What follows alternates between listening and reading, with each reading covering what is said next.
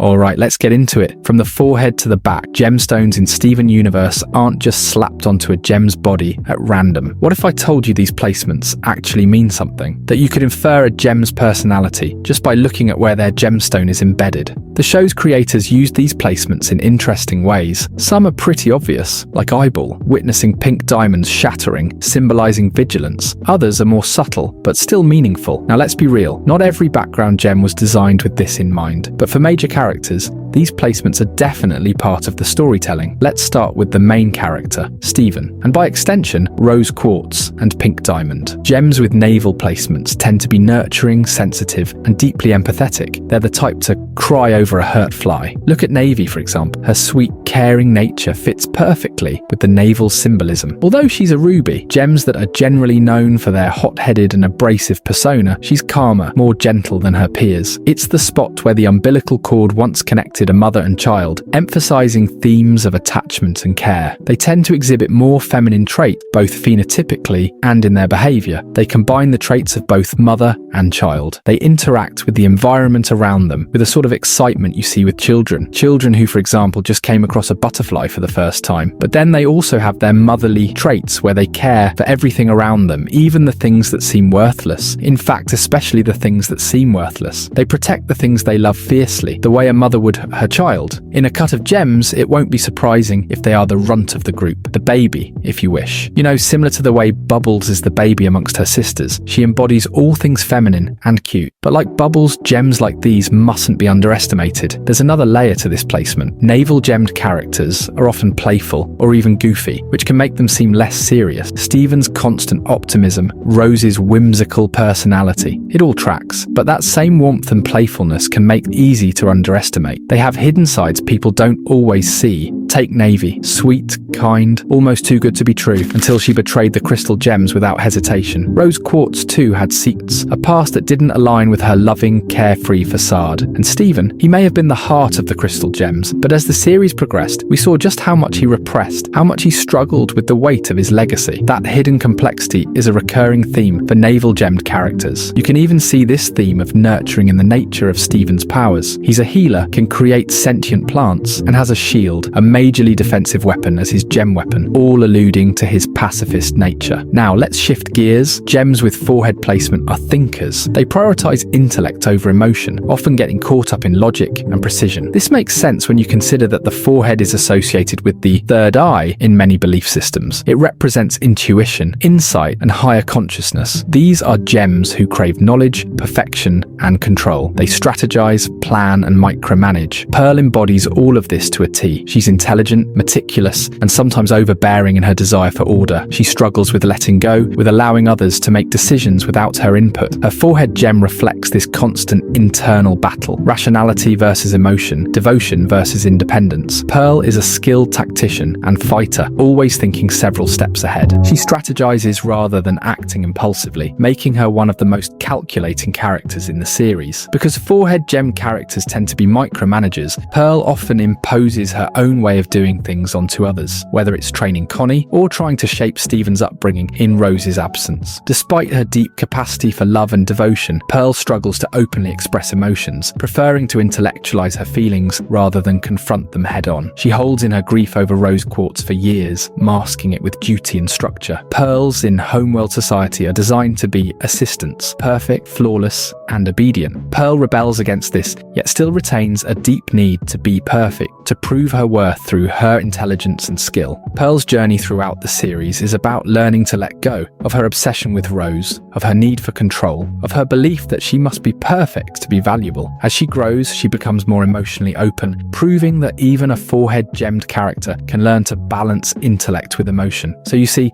these placements aren't a tell-all, they just represent the base state, the one in which the gem was brought into the world with. The gems in question still have a capacity to grow and contradict this placement as they navigate life and gain experience. Peridot takes this forehead gem logic to another level. She's brilliant but emotionally stunted at first, seeing things in black and white. She approaches problems like a scientist, always analyzing, always trying to categorize the world. Over time, she learns to embrace emotions, but her intellect remains her defining trait. Peridot approaches everything scientifically, critically. She prefers facts over feelings, reason over impulse. Her intelligence is her primary weapon, allowing her to solve complex technological problems and think critically in high-pressure situations. Like many forehead gemmed characters, Peridot initially struggles with interpersonal relationship. She doesn't understand social cues, is blunt to a fault, and often disregards emotional nuance in conversations. First, Peridot sees everything through Homeworld's hierarchical system, where gems have designated roles and purpose. Her forehead placement suggests someone who clings to structure, which makes her initial rejection of Earth's chaotic ways completely logical. Once she starts working with the crystal gems, she has a hard time adjusting to their more relaxed, emotional approach to problem solving. She constantly insists her way is the best way, fitting the forehead gem tendency to micromanage and control situations. Peridot's character arc is about breaking free from rigid thinking and embracing emotional intelligence. Over time, she learns that intellect alone isn't enough. Compassion, creativity, and even silliness have value too. Her development is a perfect subversion of the forehead gem archetype, showing that intelligence isn't just about knowledge, it's also about understanding others. Then there's White Diamond. If a forehead placement represents intelligence and control, she is that idea turned up to 11. White doesn't just crave order, she is order. She believes her logic is absolute, that her way is the only way. Would it be crazy to say I preferred her that way? I hated how quickly they obliterated her character. Her rigidity is what made her beautifully haunting. With Pearl and Peridot, their growth was more developed, more stretched out, but it definitely didn't feel that way with White. Her placement reflects her rigid, all-seeing nature, but also her detachment from emotion and individual identity. Unlike Pearl or Peridot, who struggle with control on a personal level, White extends her authority over an entire civilization. Forehead gem characters prioritize intellect over feelings. White Diamond takes it to an extreme. She dismisses emotions as irrelevant, believing that logic and order should dictate every decision. You'd be lucky to get a full sentence in with her. She sees flaws as something to be erased rather than accepted. This is why she literally bleaches those she controls, forcing them to conform to her version of perfection. Unlike other diamonds, White doesn't see herself as a singular being, but rather as the collective will of Homeworld. Her forehead placement symbolizes her belief in pure intellect, devoid of personal identity or emotion. White Diamond's arc is about learning that perfection isn't about control, but acceptance. When Steven shows her that flaws and emotions aren't weaknesses, she finally breaks free from her rigid worldview. Her story is the ultimate example of the forehead gem archetype,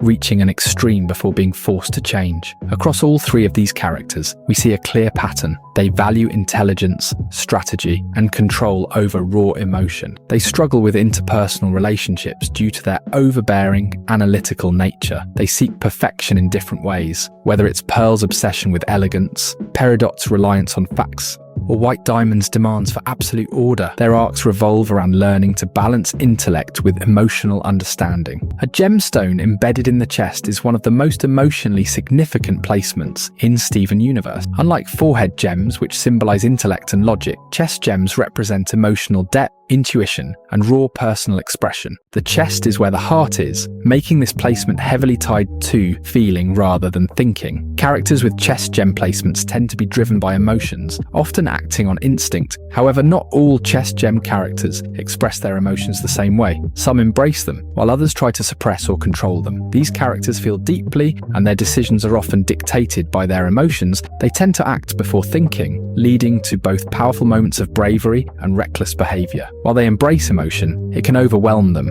leading to outbursts, insecurity, or attempts to mask vulnerability. Amethyst is the purest example of emotion over logic. She is passionate, instinct-driven, and entirely unfiltered in how she expresses herself. She acts on gut feelings. She fights with instinct, makes snap decisions, and often does what feels right. Despite her outward confidence, Amethyst carries deep insecurities about being made in the kindergarten, the very place that was sucking the earth of its resources. It made her feel like a parasite. Her emotions drive her, but they also overwhelm her. Whether she's joking around, getting angry, or showing affection, Amethyst feels everything intensely. Her emotions are right there on the surface, making her one of the most expressive gems in the series. Amethyst's journey is about embracing her emotions without letting them define her self-worth. Over time, she learns that being different doesn't make her any less valuable, and her emotional strength becomes one of her greatest assets. Blue Diamond is another deeply emotional character, but unlike Amethyst, she drowns in her emotions. Blue's emotions are so strong that they physically affect others. Her grief over Pink Diamond's loss radiates outward, making those around her feel her sorrow. Blue represents the weight of grief and how overwhelming emotions can become when they are not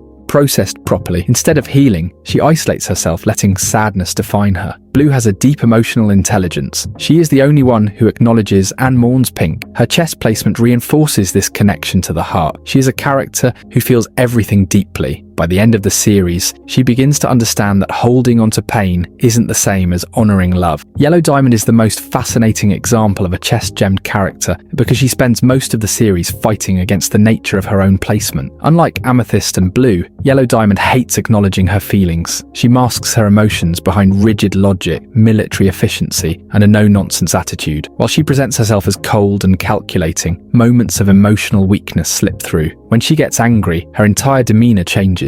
Her posture tenses, her voice shakes, and she lashes out aggressively. These outbursts reveal just how much she's holding in. In the trial episode, she lashes out after the blue Zircon accuses her of murdering Pink, even poofing the green Zircon who did nothing wrong. This was enough for Blue Diamond to reprimand her. Actually, speaking of Zircons, their gem placement isn't quite on their chest. It looks like the knob of a tie. This is one of the more artistic iterations of the symbolism of the gem placement. It shows their corporate status as lawyers. When Peridot confronted Yellow and called her a clod, she lashed out and lost her cool. When Pink Diamond asked for a colony of her own, you guessed it, another temper tantrum, fusion at the ball, everyone got one shot. And it's not just in moments of anger. In the Change Your Mind episode, Blue confronts her about suffering in silence and burying her emotion, and she breaks down in tears. She's so bad at acknowledging her emotions that she believes Blue is using her powers on her. While Blue lets grief control her, Yellow tries to erase it. She views emotions as a weakness, preferring to shatter her pain. This is why she resents Blue's open mourning of Pink, because it forces her to confront her own feelings. Yellow's growth is about realizing that emotions aren't a weakness. By the end of the series, she softens, acknowledging that pain and grief don't have to be bottled up. She learns that real strength isn't about ignoring emotions. It's about facing them. Chest gems represent emotion, intuition, and raw expression. They struggle with emotional balance. Some embrace their emotions fully, some let them consume them,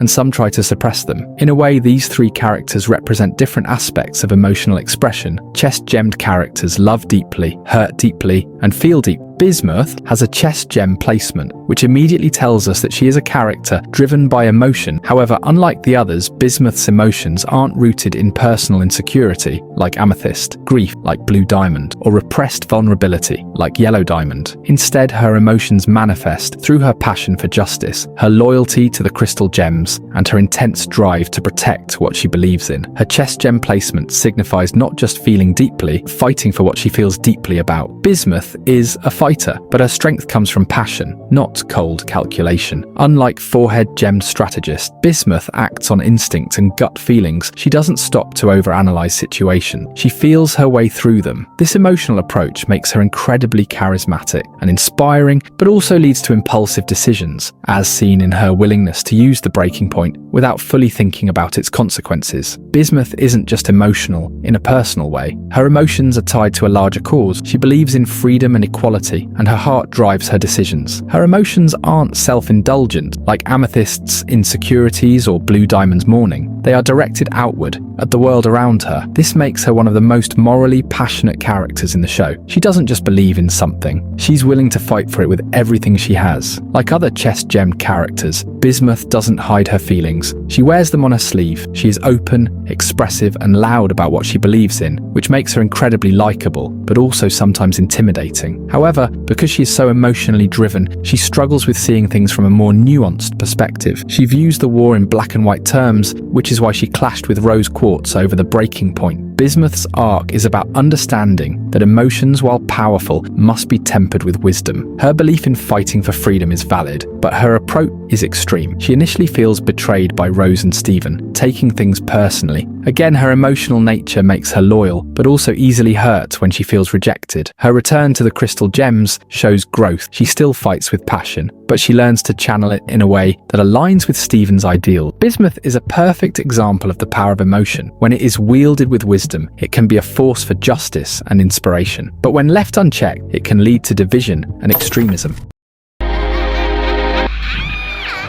Oh, Spinel. Her gem doesn't just sit on her chest where the heart should be. It is her heart, literally. It's shaped like one. Rounded, delicate, kind of cartoonishly sincere. Like she was made to love with no guardrails. Made to feel everything, all at once, with no filter. And what better way to represent that but by putting her gem placement on her chest? That's who she was before the garden stopped being fun and the silence stretched 6,000 years long. And when she reforms, when she crawls back from that cliffside grief spiral into the cracked, twitchy version of herself we meet in the movie, her gem is still in her chest, still shaped like a heart, but now it's upside down. The message is loud. This heart doesn't work the way it used to. This love doesn't feel good anymore. It's inverted, turned into something heavy and sharp and leaking with rage. Her gem's cut doesn't change, but the orientation does. That's how intentional it is. They didn't redesign her gem because she's a new character. They flipped it because she isn't. She's still Spinel, still capable of joy and affection, but now it's twisted, weaponized. All of that sweetness turned sour in the silence Pink Diamond left her in. Upside down heart? It's what happens when devotion rots, and what really hurts, what sticks, is that it never flips back. Not even at the end of the movie. Not even after she softens, after she cries, after she stops trying to kill Stephen and agrees to move on. Her heart doesn't rotate, it doesn't correct itself, it just stays broken. And that choice is loud, because this show never promises that healing means going back to who you were. And even in Steven Universe Future, we still see her carrying traces of that trauma, like when she was afraid to leave Stephen and White Diamond alone, fearing they may leave her. And honestly, that's more powerful than a redesign. The moment you see that heart-shaped gem sitting dead center on her chest, you know exactly what she was made for. Not power, not command. She wasn't supposed to think. She wasn't supposed to grow. She was supposed to feel, to pour affection outward, to orbit someone else's moods. Spinel was designed as a toy. She didn't have power in her fists or her mind. She had it in her chest, in the heart, the place where all of that devotion and love and attention had to come from. It's not just where her gem is, it's how she operates. Her movements, her voice, even her elasticity. It's all exaggerated, expressive, dramatic. Every part of her character is built to emote, to perform joy, delight, silliness. She's made to be a companion, but also an emotional echo chamber. And this is most likely what overwhelmed Pink in her bid to escape her childish persona. She wanted to leave behind everything that reminded her of that. Because her gem is in her chest, she doesn't shield her feelings. She wears them out in the open, unprotected, exposed. She was never meant to withstand heartbreak, because she was never supposed to be left behind. Pink Diamond wasn't supposed to outgrow her. So when that day finally comes, when she's told to stay in the garden and wait, it doesn't just bruise her ego or confuse her like it might with other gems. It kills the core of her identity. Because the thing her gem was built to do,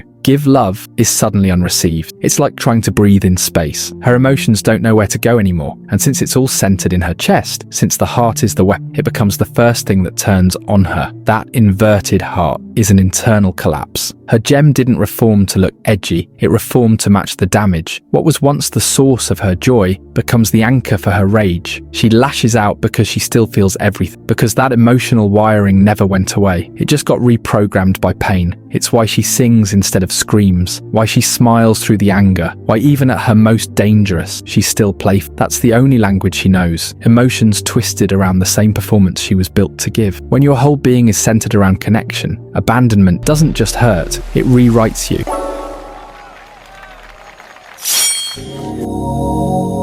Choose your placement. Forehead, chest, palm.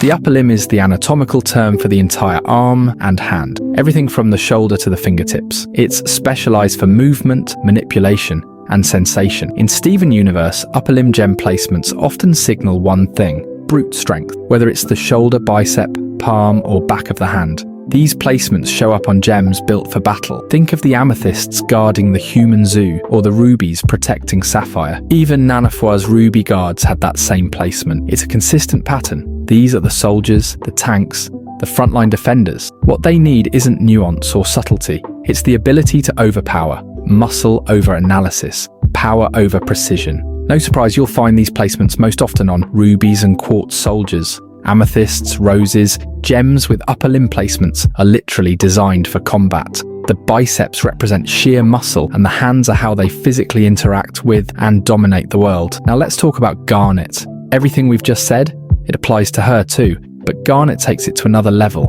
Before Steven started going Super Saiyan, Garnet was the powerhouse of the crystal gems. When the team was in danger, Garnet was the one they looked to. And as viewers, we felt the same. If something could one-shot Garnet, it was serious business. She wasn't just a leader because of her calm or foresight, but also for her undeniable physical strength. She led from the front, with her gauntlets in hand delivering devastating blows and looking cool doing it. She's the perfect embodiment of refined strength. Garnet isn't just Ruby's brute force, she's also Sapphire's foresight. While upper limb placements usually mean raw, unfiltered power, those blocky, charging attacks that don't require thought, Garnet turns that on its head. She moves faster, lighter, more strategic.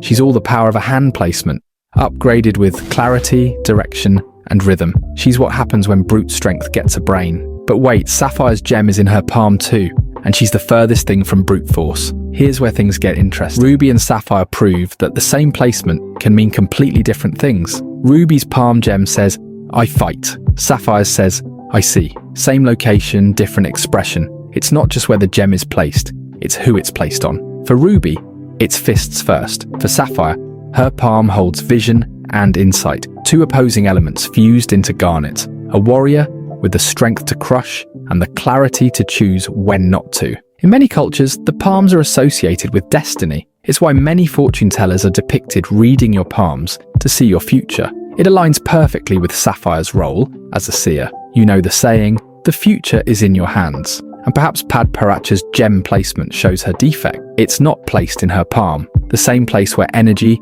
prophecy, and destiny are traditionally read. Rather, it's located on the dorsum of her hand, the back of it. Symbolically, she cannot grasp what's ahead. She can only witness what has just slipped through her fingers. She doesn't see the future. She sees the immediate past, rendering her gift tragically out of sync. But we see her ability isn't totally useless.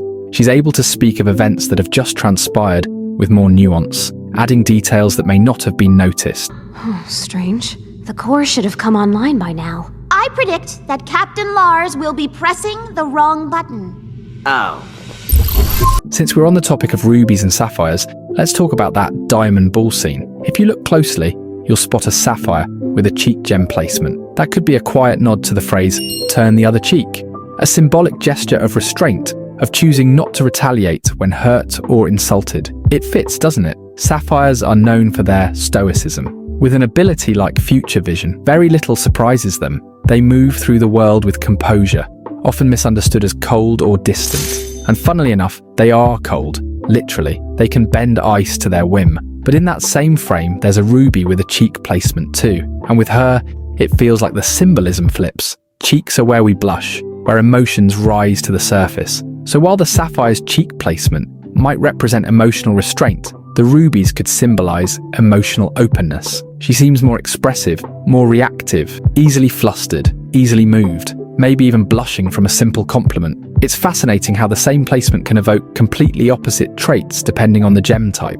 One turns the other cheek in silent, the other turns red with feeling. Of course, this is mostly inference. We don't get much screen time with either of these gems, but the show leaves just enough breadcrumbs for us to imagine who they might be beneath the surface. You know, we can't talk about the cheek placement without talking about the jades that fused at the ball. In real-world body language, cheeks are often associated with blushing, smiling, a childlike softness almost. So if a character had a cheek gem, it could reflect a certain youthfulness, emotional vulnerability, or even a slightly offbeat or whimsical nature. It would suit someone who is emotionally open and expressive, but perhaps not taken seriously, much like the flustered ruby we spoke of earlier. In clown makeup, blush on the cheeks is exaggerated, bright, round, and expressive. It's designed to draw attention to the face, highlight emotion, joy, surprise, sadness. Create a character mask that's playful. If a gem has their gem on the cheek, that visual parallel to clown blush suggests their identity is performance-based, or at least perceived through emotion and exaggeration. They become a kind of emotional mirror, the way clowns externalize inner feelings in an almost cartoonish way. And we see how expressive the jades are during the diamond introduction. They actually got a giggle out of me, and in my opinion, they do appear clownish. The hair, the teeth, their outfit, and their gemstones as the clown blush. Much like Garnet, their fusion shows a symmetrical placement of gems, one on either side of the cheeks. The way Garnet has one on each palm, it could be used to symbolize how one completes the other. Okay, back to Garnet. We've already established that her two palm placements carry their own distinct symbolism, one rooted in raw physical strength, the other in foresight and clairvoyance. But when you bring them together, that's when the real meaning shines through. It's not just about strength or vision anymore. It's about duality, balance, unity, connection, codependence. She's the embodiment of harmony between opposites, a living yin-yang, a balanced being born from contrast. This duality is what makes Garnet so fascinating. She's strong but gentle, impulsive yet deeply thoughtful, a gallant warrior who still believes in peace. Every part of her contradicts the other, and yet she works. And it goes beyond the symbolism of her gem placement. Garnet is a fusion of polar opposites in every sense of the word. A union between a low-ranking ruby guard and a high-status sapphire aristocrat. Fire and ice. Passion and precision. Two extremes that shouldn't even speak in the old gem hierarchy, let alone love each other. Yet here they are, fused together, day in and day out. Garnet is their equilibrium, the stable compound formed from two volatile elements. And she has to keep that balance because those extremes are always there, just under the surface. Ruby's quick temper, Sapphire's cold detachment. Left unchecked, they can tip too far one way or the other. But Garnet keeps them centered. She's the result of deliberate connection. The steady fusion that holds because they choose to hold it. And that's not even the end of what her gem placement represents. When someone's questioning who they are, when they're mid-crisis, untethered, you'll often see it in animation and film. They stare into their hands. They look at their palms like they're trying to read a truth that isn't written. What am I? Who am I? Is this really me? That's not accidental. The palm is where we hold things, where we feel, where we touch the world. It's where identity becomes tangible. Now here's Garnet standing with not one but two gems in her hands. Two pieces, two origins, two lives. And she holds them like truths she no longer has to be afraid of. But that wasn't always the case. Back on Homeworld, Garnet wasn't allowed to exist. Ruby and Sapphire weren't supposed to be together, much less stay together. So in the early stages, she was a question, a walking contradiction. Fusion between different types of gems, that was heresy. An offense, an accident at best. And Garnet felt that. She didn't come into being proud and centered. She came in confused, shaken, asking herself if she was even allowed to exist. There's a reason her first scene in The Answer is almost childlike, fumbling, uncertain, protective. She's literally holding herself together with her hands, and in those moments, she is that person looking at their palms whispering, "What am I?" That was before Rose entered the picture. Rose didn't ask Garnet to justify her existence. She celebrated her. She didn't just tolerate her. Rose was inspired. That was Garnet's turning point, not just emotionally, but philosophically. She stopped asking, "What am I?" and started saying, "I am." She canonically stopped asking questions in general, and the hands, the very symbols of self-questioning, became symbols of self-possession. She literally holds her power in them now. Every punch she throws, every gesture of calm, it's not just physical, it's her proving she's real, that her identity isn't broken or confused or unstable. It's a choice, a creation, a fusion by will. Every time I see Cotton Candy Garnet, I see the version of myself I used to be, the kid who never quite fit in, who twisted themselves into whatever shape they thought other people wanted, who laughed at jokes that were painfully unfunny, just to stay close to the kids who seemed cool, who buried the things they actually loved, just because they didn't seem cool enough to share. As I got older, I stopped chasing people who only wanted the edited version of me. I stopped watering myself down. I chose me. I embraced the quirky parts I used to hide. I started standing up for myself, not having to raise my voice to do so, just by establishing boundaries very concisely. I stopped letting anyone talk down to me or make me feel like I wasn't enough. I stopped trying to blend in and started trying to be. I worked on myself, mentally, physically, creatively. I wrote more, I edited more, I found peace in my own company, and somewhere in the mix of all that, I even started my own channel. If you've ever felt like you had to shrink to be accepted, maybe you see yourself in her too. Maybe now's the time you start choosing you. In The Answer, Garnet starts as a question, but by the end of it, she becomes the answer. Not because someone handed her a name, but because she decided to be one. So when you see her summon her gauntlets from her hands, those same hands she once looked into in confusion, it's no longer about doubt, it's about ownership. This is me. I know what I am. I chose it. And since we're on the topic of fusions, let's consider how the interaction of these gem placements could affect the personality a fusion manifests. There's something almost poetic about the way fusion works in Steven Universe. It's never just two bodies becoming one, it's two philosophies being layered, sometimes clashing, sometimes harmonizing, but always creating something very palpable. Take Opal, for example. She's what happens when emotion and logic hold hands. Amethyst brings a gem on her chest, emotions running wild, unfiltered, heart first in everything she does. Pearl carries hers on her forehead, strategic, analytical, sometimes too much so. When they fuse, they don't cancel each other out, they settle. Opal doesn't talk unless she needs to. She doesn't panic, she doesn't dominate. She exists in that sacred balance between knowing and feeling, a perfect symmetry. Not overly warm, not overly cold. She is silence that doesn't feel empty. She acts with purpose, but also with compassion, a balanced fusion, where Pearl's strategic precision softens under the weight of Amethyst's emotional intuition, and vice versa. They stabilize each other. You don't get chaos, you get stillness. A tall, serene presence that barely says a word because she doesn't have to. You feel her without her speaking. But then you have Sugalite, and she's not here to be balanced. She's where raw emotion meets raw power, and the results are...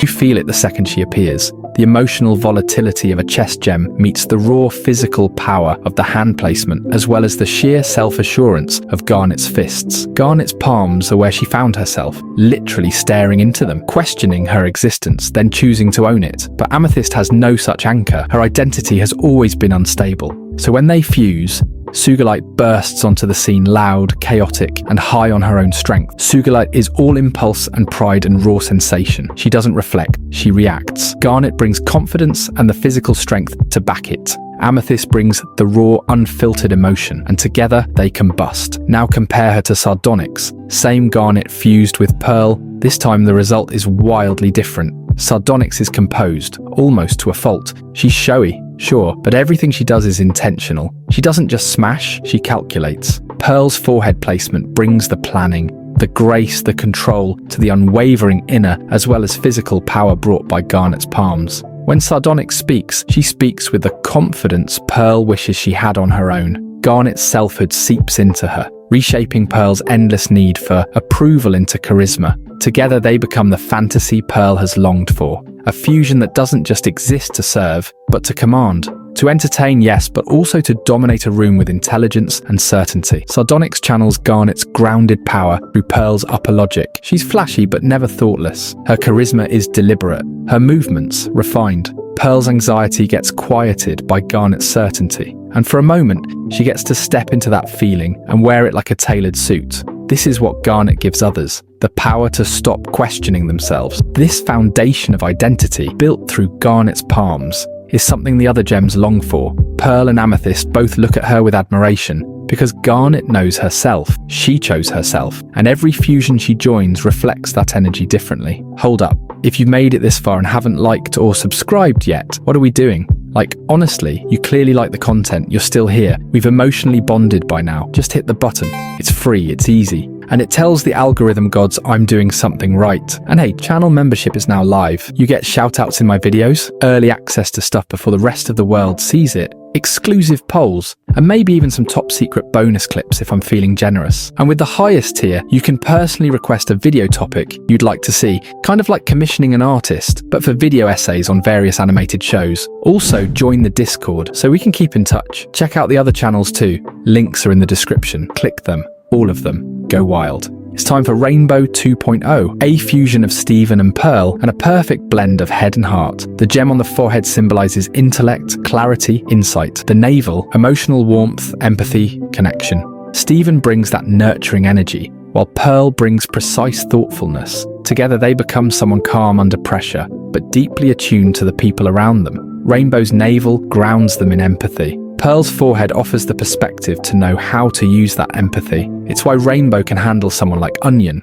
who, let's be real, throws most characters off, because they're not reacting, they're understanding. Compare that to Pearl on her own around Onion. She panics, she spirals, because without that core of patience and warmth, that navel energy, she's missing the grounding that Rainbow has. They're what happens when head and heart stop competing and start working together. Rainbow doesn't flinch. Not when things get weird, not in dire situations, like when Ruby and Sapphire's gems were free-falling from a distance, high enough to shatter them. Not even when Onion stares into their soul. They're composed, not in a performative way, but in that rare, graceful way that comes from truly seeing people. Where Pearl would have spiraled, Rainbow softens. Where Stephen might have overextended, Rainbow steadies. You can feel the influence of Stephen's warmth guiding Pearl's clarity, not dampening it, humanizing it. And maybe that's what makes them so magnetic. They're not there to impress. They're there to make sure you don't feel like you're too much. Now let's look at what happens when the chest and navel come together. This combo seems to create something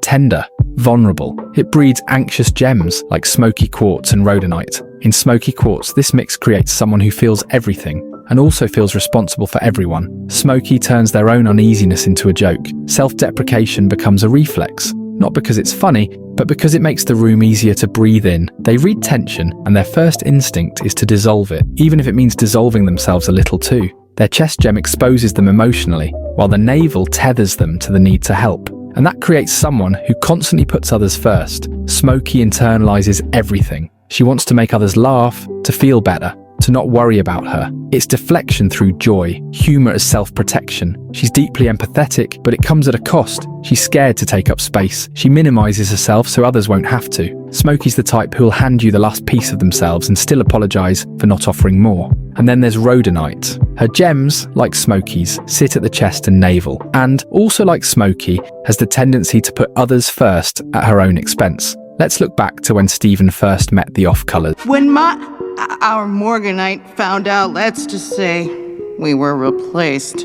But my story's nothing. I mean, Fluorite, how many gems are you now? She diminishes herself to make room for Fluorite in that scene, characterizing her origin story as not that impressive. Her story is drenched in anxiety. She's a fusion born from forbidden love. Everything about her screams, I shouldn't exist. Her chest gem aches with the need for love, for approval, for proof that she's allowed to feel the way she does. Her navel gem gives her that childlike innocence, as well as that protective, motherly instinct that's characteristic of this placement. In part 1 of this series, we talked about how the navel placements waver between the qualities of a nurturing mother and a wonder-struck child, both very empathetic figures. There's a trembling softness to her, a need to hold someone's hand just across the street, like a newborn deer caught in headlights. And yet, she watches out for the others. She asks the Rutile twins if they were followed. She keeps a nervous eye on Pad Paracha. It's maternal instinct.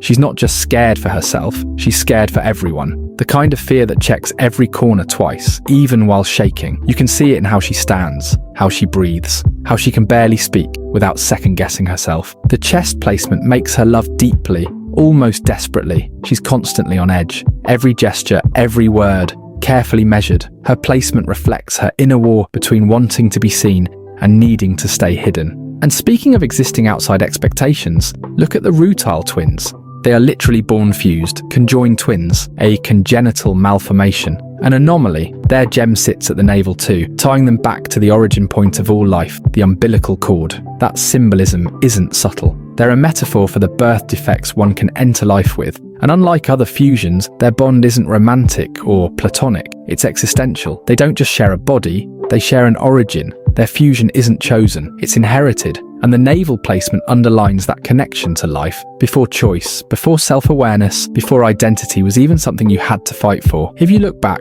you'll notice we've covered every off-colors gem placement, except one. Oh, who is you? I'm your grandmother. Lean back, acting like you don't get up and do something. Get up and do something. Yeah, she's not allowed here. For everyone's safety, it's best we don't open that slow-moving can of worms. I'm not mentally prepped to unpack whatever's going on with that many gems in one body. So here's the deal. I've already talked about the individual placements all her component gems have. The meaning is out there. You've got the puzzle pieces. I'm just going to leave it to you to figure out what it all means when it's mashed together into one interstellar caterpillar grandma fusion. As for me, I'll be staying way over in part 3 of this series.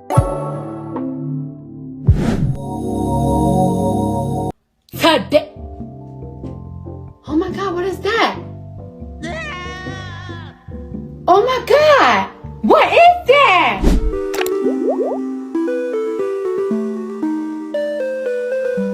Fine. For the sake of completeness, we're going to talk about her. Maybe it's the ADHD. Maybe it's the way she talks like she's reading bedtime stories to sloths. Either way, Fluorite appearing on screen has always felt like a fever dream I didn't ask for. Her cadence tests the limits of my patience. Not even watching at 2x speed could save me. But that's not what this is about. This isn't about how I feel about fluorite. This is about her gem placements. And trust me, they explain a lot. She's a fusion of 6 gems, 2 gems on her forehead, 3 on her chest, 1 on her navel. Now, if you've been following along, you already know the code. The forehead is the seat of intellect and perception. So fluorite having 2 of them gives double PhD energy. But instead of manifesting like Peridot's clinical precision, fluorite's smarts come wrapped in warmth. Why? Because those 3 chest gems scream emotional expression. The chest is where gems wear their hearts. So when 3 of her components lead with emotion, it's no wonder she radiates this ancient, nurturing, tell me your secrets, child type aura. You feel it in the way she speaks. It's slow but deliberate, emotional, safe. And then there's the gem on her navel. That's grounding, empathy, stability. Gems with navel placements often give off strong maternal or caregiving energy. So when you put all of that together, you get the spiritual space grandma of the off-colors. A being who's not in a rush because she's already seen it all. She's not slow because she's clueless. She's slow because she's listening. Her fusion form is also a solid case study in gem alignment. When gems with the same placements fuse, those placements often line up with fluorite, the gems on her forehead seat in a neat vertical stack, like chakra points. And side note, fluorite, being the ship's engineer, makes perfect sense. Engineering isn't just a technical skill, it's long-term thinking, patience, and deep systems understanding. Gems with forehead placements are known to be phenomenal engineers, and fluorite has 2 to show for it. So yeah, is her presence grating to me personally? Kinda. But if we're talking symbolism, fusion, design, and placement psychology, fluorite is a pretty good case study. Looks like another waste of my time. You know the phrase, hard-nosed? It means someone who's tough, practical, and emotionally bulletproof. That's Jasper. And the fact that her gem literally sits on her nose. It's a metaphor, a visual punchline for who she is. Jasper is stubborn, uncompromising. A gem built for war, hardwired to believe that strength is virtue and emotion is a liability. Even when the diamonds themselves evolved, when Homeworld rebranded its entire ideology, Jasper didn't flinch. She clung to the old ways like her survival depended on them. Because for her, it did. The nose leads the body. Always forward, always first.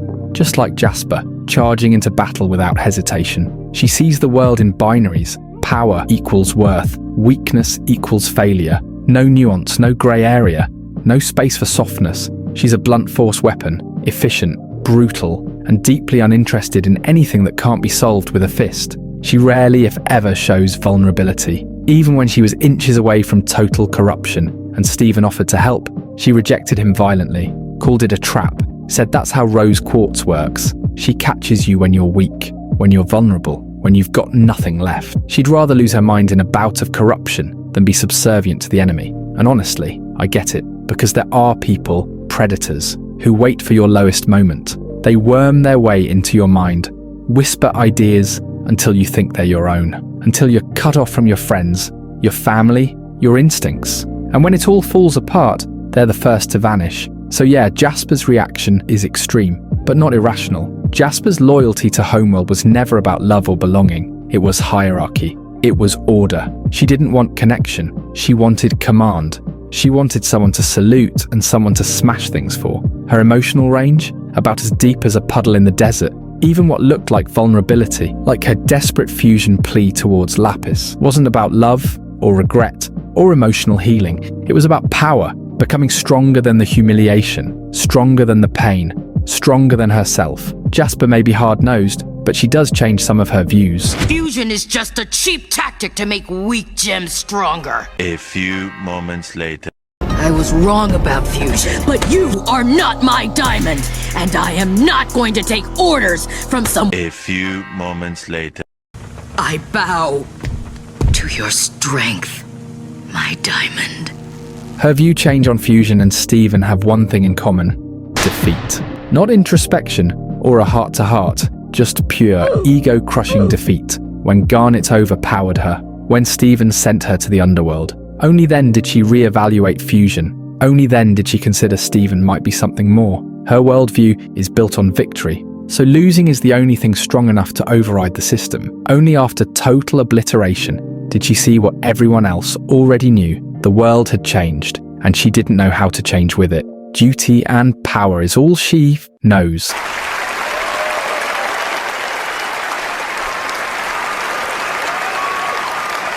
Thanks, I'll be here all week. You know how people say someone has their nose in the air when they think they're better than everyone else? Yeah, Jasper fits the bill. And to be fair, she had the resume to back it up. Jasper wasn't just another quartz, she was the soldier. Ruby's told stories about her around the fire. Other quartzes wanted to be her. Half the Homeworld fleet probably still has her trading cards. She was strong, legendary, undefeated, and in her eyes that made everyone else background noise. But here's the problem with living on a pedestal. When the ground shifts, you fall harder. Jasper clung to her old ideals like a lifeline. Power, pride, an empire that didn't even send her a thank you note. And when it all started crumbling, she didn't adapt, she didn't bend, she just shattered.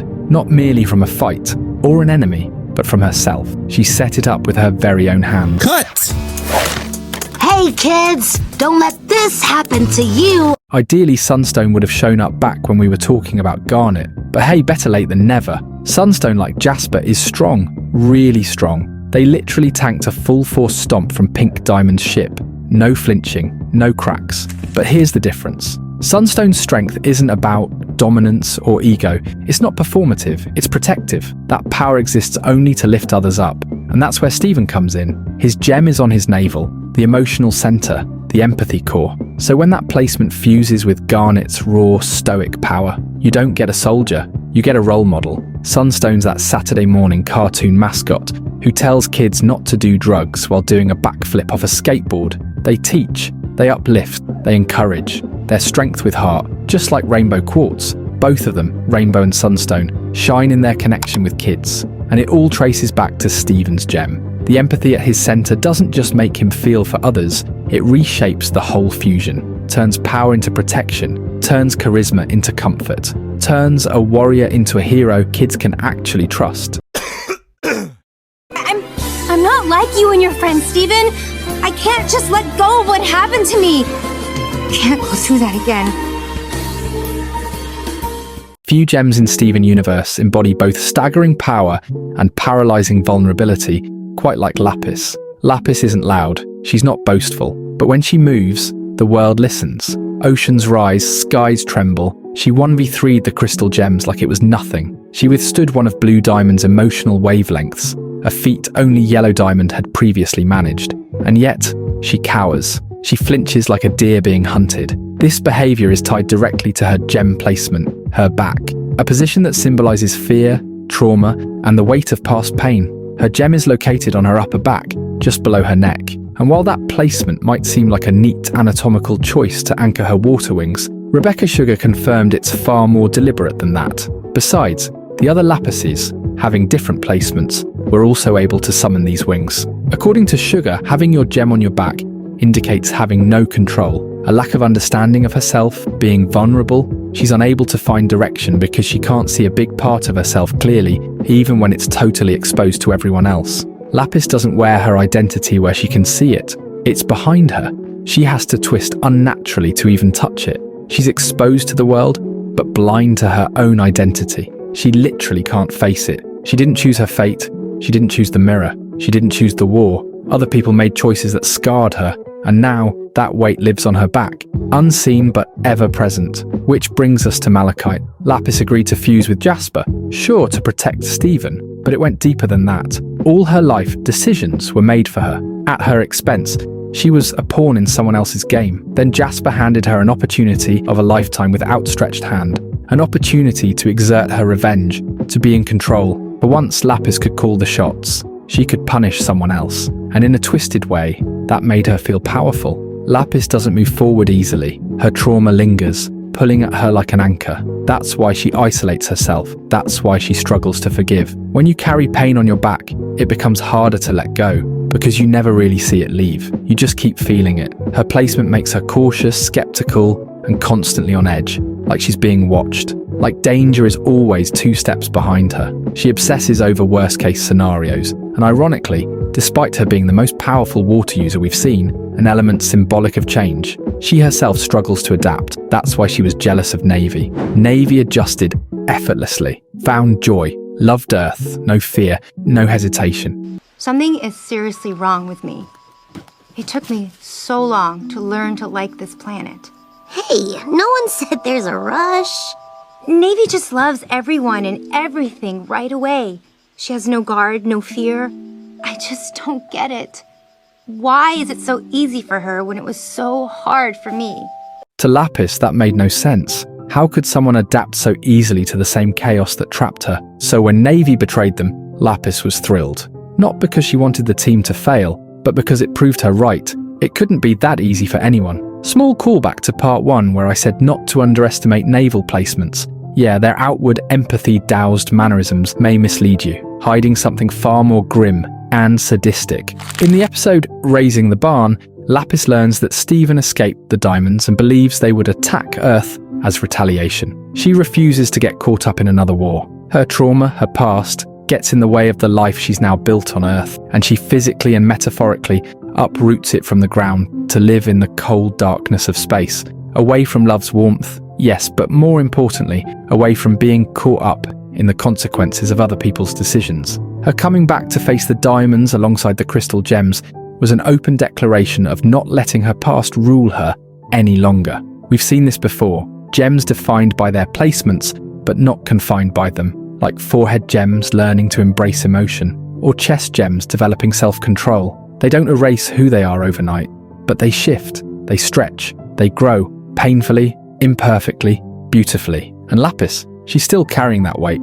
but now she's learning to stand up straight. Now let's contrast our Lapis with the ones we meet in Why So Blue. The more aggressive of the pair wears her gem on her shoulder, a classic upper limb placement we touched on in part 2. It's a location associated with brute force, action over reflection. She doesn't think through problems, she confronts them head on. Obstacle, smash it. Idea she doesn't like, mock it. And when I saw her gem placement and its angular shape, a phrase popped into my mind, a chip on your shoulder. That phrase isn't just about bitterness, it's a psychological stance. Resentment worn like armor, a posture shaped by feeling underestimated, by carrying something unresolved. And that's exactly how this Lapis behaves. She mocks Earth. She scorns change. And when new ideas challenge her worldview, she doesn't consider them. She digs in deeper. Her hostility isn't born from fear like our Lapis. It's a product of disillusionment, and she wears it where she can always feel it. Right on her shoulder. No hiding,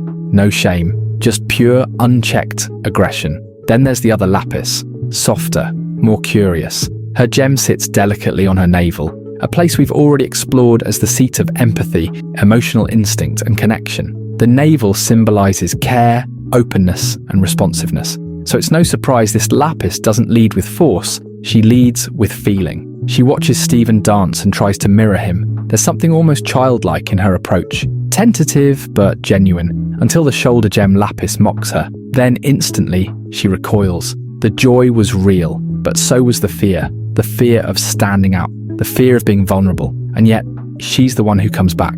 She joins Little Homeschool. She chooses learning over resistance, curiosity over conformity. That single choice tells us everything about her. That naval placement isn't just about potential, it's about willingness. The willingness to connect, to change, to grow. All of them are Lapises. All of them command the same terrifying hydrokinesis. All of them can sprout wings. So no, the gem's position doesn't affect what they can do, but it absolutely affects who they are. And that's why our Lapis stands apart. She had every reason, every ability to dominate. She could have crushed her enemies, silenced her critics, become the very weapon Homeworld wanted her to be. But her gem, ingrained in her back, was never about assertion. It was about endurance. It was about surviving things she never asked for. Her back placement is a silent archive of the battles she didn't choose, of the pain she never saw coming but had to carry anyway. She's always had to watch her own back, because no one else would.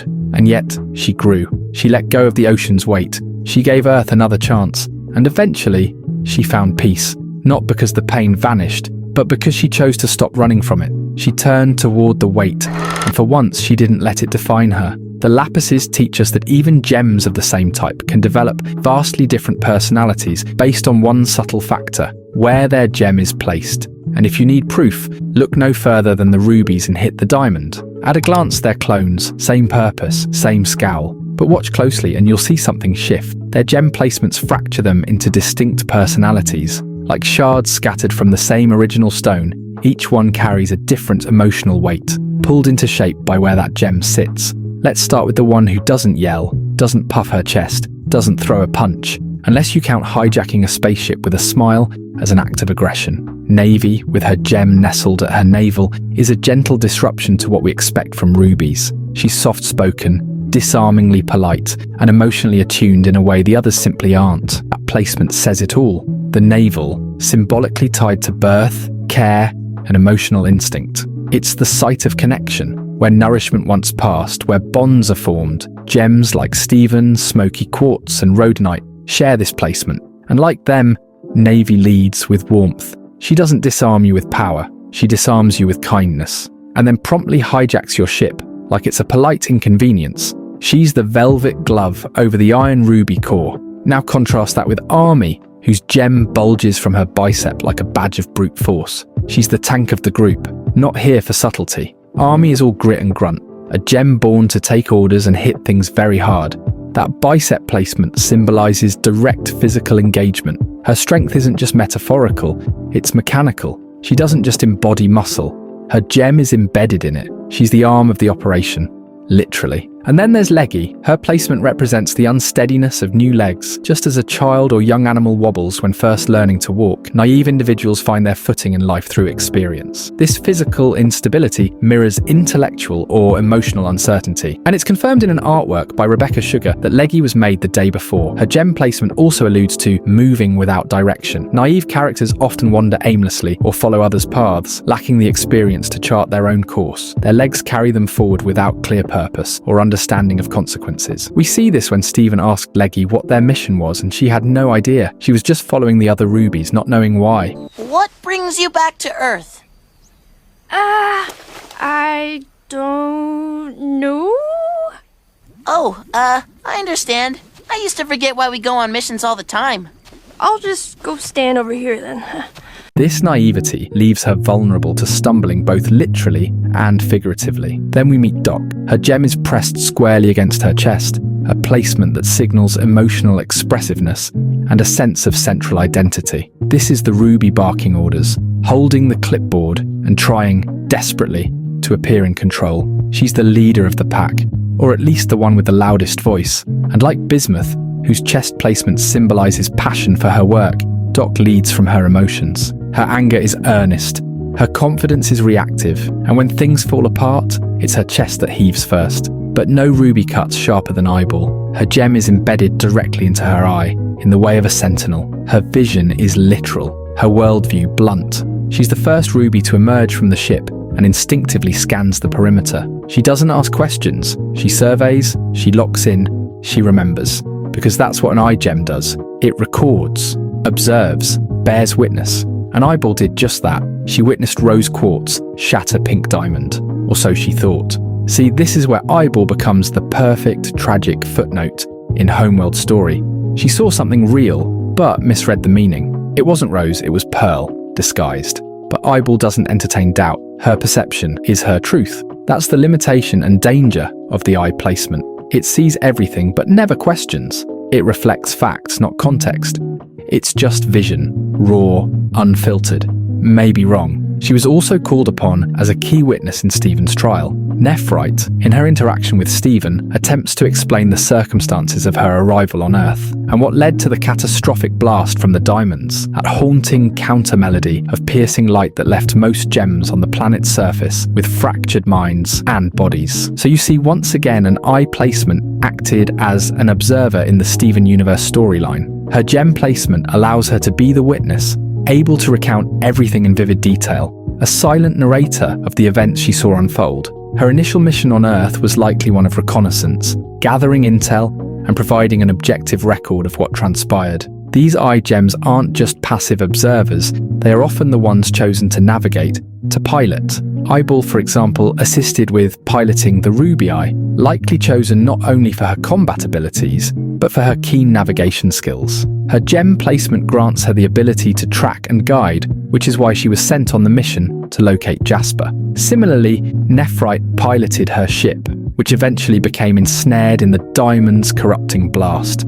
Her crew was corrupted, and her mission was permanently derailed. Emerald isn't excluded. She pilots a ship called the Sun Incinerator, the one Lars and his crew hijacked. The navigation skill isn't lost on her as well. She was able to easily track down Lars and the off-colors. Emerald has a space pirate vibe about her, so her gem placement may also be from a design standpoint, to signify where the eye patch commonly worn by pirates would be. So in short, they're all rubies, but the placement of their gems fractures that uniformity, revealing a spectrum of differences. No need for new gem types to create depth, just change the perspective and watch the complexity unfold. So next time someone calls rubies interchangeable, show them Leggy's nervous legs, show them Navy's disarming kindness, show them Eyeball's cold, unwavering stare, and then remind them, even identical gems can be wildly different, because where you carry your identity matters just as much as what you're made of. Fuse with me! What?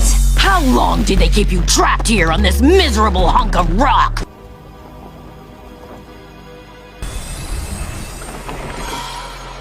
Malachite is a battleground, an internal war, a clash for control. Her gem placement reveals everything about why she feels so inherently off. Volatile, toxic, torn between two forces. Jasper's gem sits on her nose, a placement that's inherently confrontational. She charges forward with no hesitation, determined to control her surroundings. Contrast that with Lapis's gem, positioned on her back, a place of retreat. Her back reflects someone who has experienced life as something that happens to her. Lapis's trauma is embedded in her gem placement, a constant reminder of her powerlessness. Fuse those two, and you get Malachite, a being torn between unyielding aggression and deep-seated fear. Jasper's nose pushes forward, striving for dominance, while Lapis's back recoils, retreating into herself. The fusion embodies emotional captivity, a struggle between the fear of being consumed by another and the desire to be free. Lapis, trapped in her own fear and trauma, clings to Jasper, letting her frustrations and rage spill out in their combined form. Jasper gives Lapis the strength to act, to retaliate, to drown out the fear, but Lapis knows the cost. She feels Jasper's fearless charge, but also knows what she's capable of,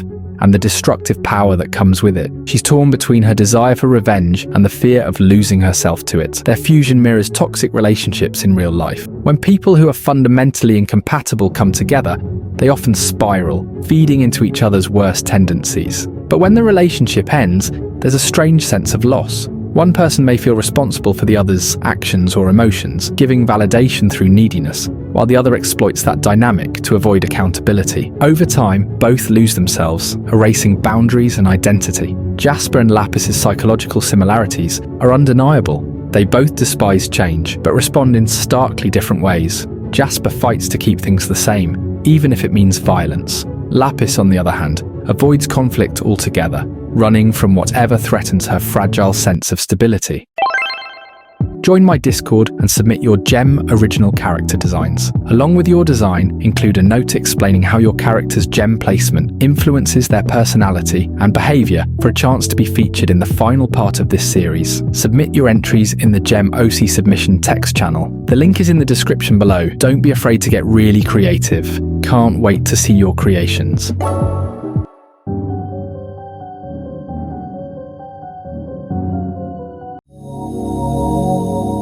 Shout out to my amazing channel members, Lamar Overton and Gabby Arias. Your support means the world, seriously. Look, I'm so moved. I'm crying. Just kidding. That's my gem. Aquamarine's gem shows how gem placement can manipulate perception. Her entire design is built to deceive, and her gem placement is the thread that pulls the whole illusion together. She debuted in the episode Are You My Dad? An episode that gave us that iconic meme where the gems try to draw Aquamarine based on the description Stephen gave of her. And no, it wasn't Lapis they were drawing. I know some of you in the comments tried to argue otherwise when I posted it. It's wild how confidently people will dispute something they're not even sure about. But hey, that kind of sums up the internet and the world we live in, doesn't it? And the gem was under her eye. Our right, her left. And the wings, and yeah. I think I made one eye bigger than the other. I was going for a feeling. Honestly, I can't even draw a circle. Okay, Garnet, you just drew yourself.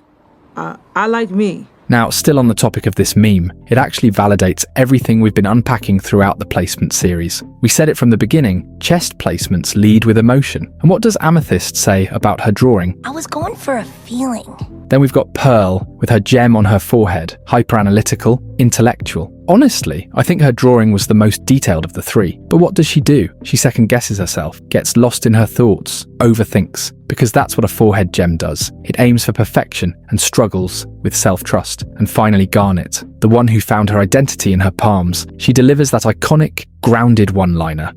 I like me. That's it. That's the arc. From confusion and uncertainty to complete self-acceptance. It also shows the bluntness of the palm placements. 3 drawings, 3 gem placements, 3 personalities, all echoing what we've been saying since episode 1. There's something unnervingly calculated about Aquamarine the moment she enters the scene. With her small stature, high-pitched voice, and oversized blue bow, she looks like someone who should be clutching a stuffed animal, not a wand capable of pinning Alexandrite like an insect to a board. Nestled just beneath her eye, shaped like a perfectly sculpted tear, is her gem. Her gem placement gives the appearance of a perpetual state of weeping. It's subtle, but deliberate, making her resemble a lost child, constantly on the verge of tears. We don't just see a small girl, we're visually tricked into feeling protective over her. There's an instinct there, baked into us, to soften towards someone who seems vulnerable, confused, or even scared. But with Aquamarine, that softness is a trap, because behind that gem-crafted tear is one of Homeworld's most efficient, manipulative operatives. She may be small, but she is by no means helpless. She's a bounty hunter, plain and simple, cold, clinical, and equipped with one of the most dangerous weapons we've seen a non-fusion carry. While other gems flex brute force, Aquamarine's power lies in presentation. She weaponizes underestimation, and the show gives us one of the best bait-and-switch moments to prove it. When she first appears, she says something that immediately disarms both the characters and the audience. Are you my dad? I need to find my dad. No, I'm not. There's a beat of empathy. A little girl, lost. Is she looking for her father? Is she scared? No, she's looking for my dad, as in the subject of her bounty list, Greg Universe. 6 human variations specified in a report by Peridot 5XG. Oh no, there's lots of humans. There's my dad, Connie, Lars and Sadie, the mailman, Onion, I think. The list. She has no dad. She doesn't even understand the concept. What she may understand, on the other hand, is how to use those words to evoke sympathy, to lower your guard. Her tone may be airy and curious, but what she's doing is checking names off a state-sanctioned hit list. Her gem is in fact a crocodile tear, a mimicry of sorrow to mask something sinister. Crocodile tears are the epitome of false empathy. They're the performative sadness of manipulators, liars, and tyrants who want you to trust them just long enough for them to strike. Aquamarine is the literal embodiment of this concept. Her tears aren't real, but they're effective. We see this faux, innocent little girl archetype in characters like Princess Morbucks, Susie Johnson, Child Angelica. Princess Morbucks is this spoiled daddy's girl who throws world-class tantrums when things don't go her way. She wants to join the Powerpuff Girls, but not because she cares about saving people. She just wants to be put on a pedestal and worshipped as a hero. It's all about her public image. When the girls reject her, Princess goes absolutely nuclear. We're talking rocket launchers, gold-plated death robots, the works. She'll literally try to murder 3 little girls because they won't let her in their club. Her father, bless him, has no clue about any of this. To him, she still is sweet, innocent little princess who just wants to help people, and she milks that facade for everything it's worth, getting as much money as she wants to fund her revenge schemes. Daddy's money, Daddy's little angel, except she's using both to commit actual terrorism. As for Susie, she's the crazy little sister who loves her brother Jeremy and wants Candace as far away from him as possible. So what does she do? She sabotages Candace at every turn, knowing damn well that no one would believe a sweet, innocent toddler could cause the kind of havoc she creates. And what's Candace supposed to do about it? Tell her boyfriend that his little sister is evil incarnate? Susie's got the perfect cover and she knows it. Even pure forces of chaos understand this game. Child, an ancient, reality-warping entity of pure malice, deliberately chose to appear as a young girl in a school uniform. Why? Because that innocent little girl facade lets her get away with murder, literally. She can dissect a grown man like he's a frog in biology class, and people's first instinct is still to see a scared little girl who needs protection. It's the perfect disguise for something that exists solely to cause suffering. Angelica bullies the hell out of the other kids, terrorizing babies who can't even walk yet, making them cry, stealing their toys. crushing their dreams. But the second an adult walks in, she turns on the syrupy voice and big doe eyes like she's starring in a toothpaste commercial, and it works every single time. Human empathy is both our greatest strength and our most exploitable weakness. Finn couldn't kill the dimple plant because it looked innocent. Marceline seemed like the villain for asking him to destroy something so harmless, but that cute little plant was hiding a monstrous beast underneath, ready to devour everything in sight. Finn falls into this same trap with Penny from the City of Thieves episode. He sees what appears to be an innocent little girl and gets conned into stealing. Our instinct to protect those who seem vulnerable becomes the very thing that puts us in danger. We've all heard the warnings. Don't open the door for strangers. Don't pick up hitchhikers. A person in distress might genuinely need help, or they might be setting a trap to rob or kill you. It's a 50-50 chance that could cost you everything. The question remains, should the fear of being exploited stop you from helping others? That's up to you. That's the cost of empathy. High reward, high risk.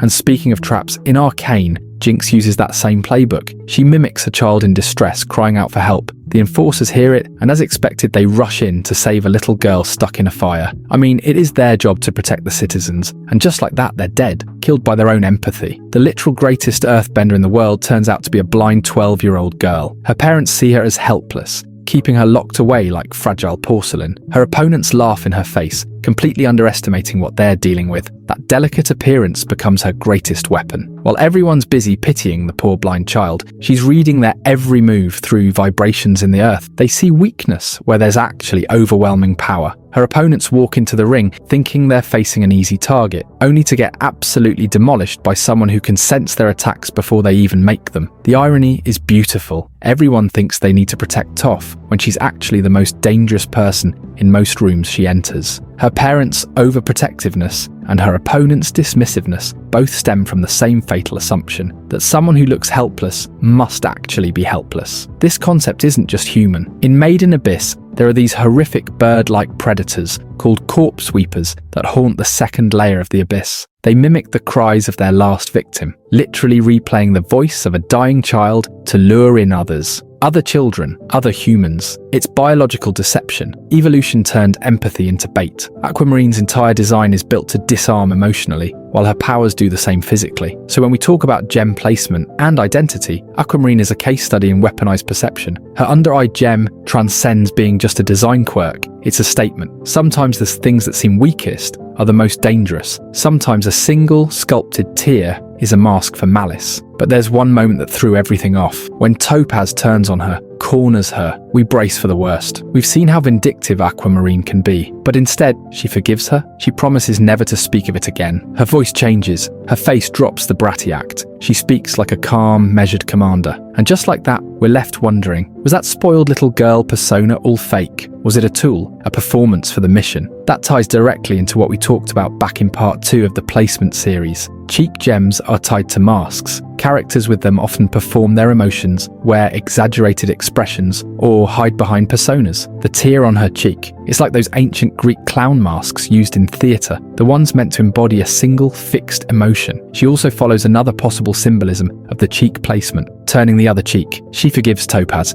She's even open to negotiating with Steven, offering a trade instead of following her original orders. Her character goes beyond the spoiled brat persona. She's a strategist, putting on a different mask for what the job requires. Ear gem placement ties directly to themes of obedience and passive submission. The ears are the organs of listening and receiving orders. They follow commands rather than acting on their own will. Topaz is a fusion that exists to obey. She doesn't question her orders and only acts as an enforcer of her superior's will. Lars makes a comment about her looking like she's wearing headphones, and he's spot on. Not only does it physically look like she's wearing headphones, but she also acts like it. She appears stoic and uninterested in the things happening around her, almost like she can't hear it happening. But that's not the case at all. If anything, her hearing and decoding surpasses that of other gems. Let's break it down. At first glance, you would think that a gemstone replacing the anatomical position of a sense organ would be deleterious, making them lose function, but actually the reverse is the case. If anything, it heightens it. Take a look at the eye gem placements from part 3 like Eyeball and Emerald. You would think their gem replacing their second eye would make their vision less functional, but no, it significantly improves it.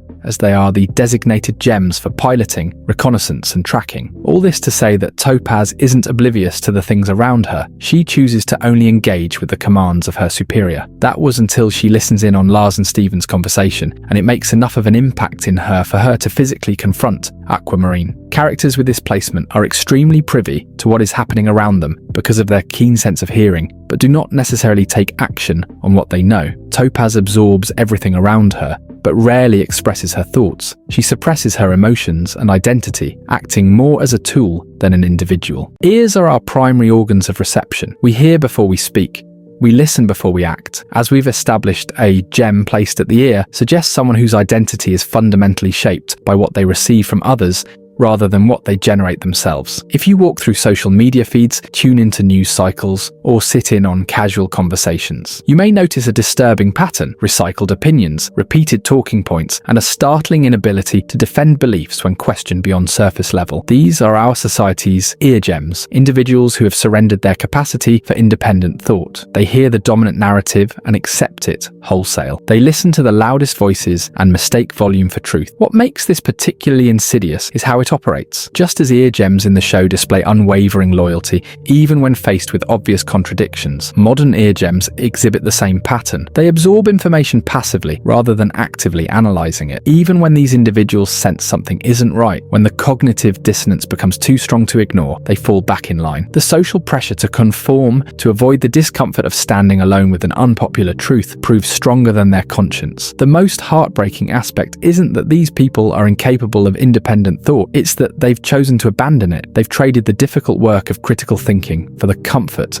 of belonging to the herd. The question isn't whether you recognize this pattern in others, it's whether you have the courage to examine where it might exist in yourself. Holly Blue Agate is the picture of authority painted in cold colors and clipped tones. Every word she speaks feels rehearsed, sharpened. Every movement is refined like a drill. The spot her gem is placed on corresponds to the occipital lobe in human anatomy, the part of the brain responsible for visual processing, spatial orientation, and recognition of color and light, all of which carry immense symbolic weight when applied to a species whose very forms are crafted from light and color. So what does it mean that Holly Blue's gem, the very thing that defines her identity and essence, sits right there? She's a gem who is hyper-aware of appearances, obsessed with visual hierarchy. The subtle tilt of a pearl's head, the posture of a sapphire, the uniformity of amethysts, these things matter to her. She notices them. She reads them like language. Her mind is a surveillance system. She processes visual cues and body language like data points, using them to enforce discipline and reinforce her belief in the rigid structures of gem society. And yet, paradoxically, that same placement could imply a kind of oblivion to what truly matters. She sees what is on the surface, status symbols, uniforms, roles, but remains blind to what lies beneath. She perceives form,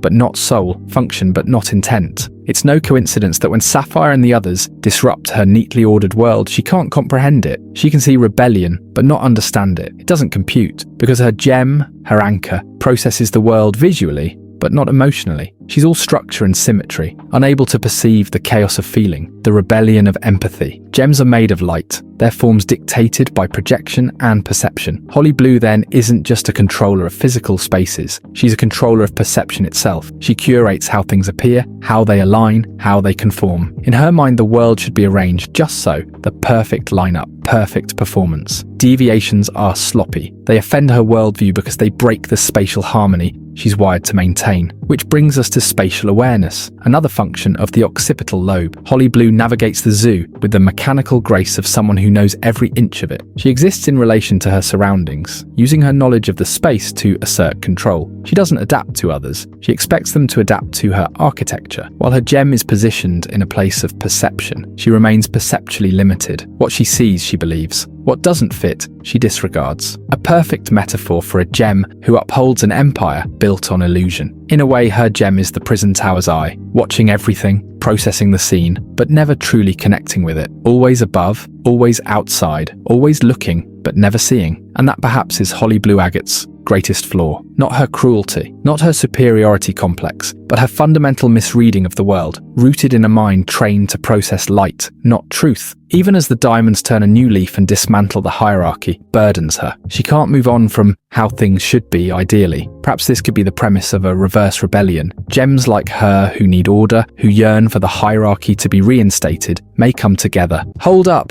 Before we go any further, you're still watching, but you're not subscribed? Bold of you. A true rebel. I respect it. Look, I get it. Commitment is scary, but this is literally the easiest relationship you'll ever be in. You click a button, I make videos, we're both happy. No anniversary dates to remember, no awkward family dinners. I'm committed to bringing you the best content I can, but I need to know you're committed too. How? It's simple. Smash that subscribe button. Now we've spoken about both Aquamarine and Eyeball, so it's only right we talk about Bluebird Azurite. On the surface, a cute, spunky little fusion, but look a little deep, and her gem placement is quietly one of the most artistically sinister in the show. Aquamarine's teardrop gem and Eyeball's literal eye gem. What you get is a gem tear falling from a gem eye. It's theatrical, beautiful, purposeful. It gives Bluebird the look of someone perpetually weeping, a childlike, manipulative sorrow. This is the embodiment of crocodile tears, emotional displays used to mask true intent, face that screams, "help me," while her actions scream sabotage. But the eye also watches, it surveys, it waits. It knows when to strike and when to hide. Bluebird's whole existence is an illusion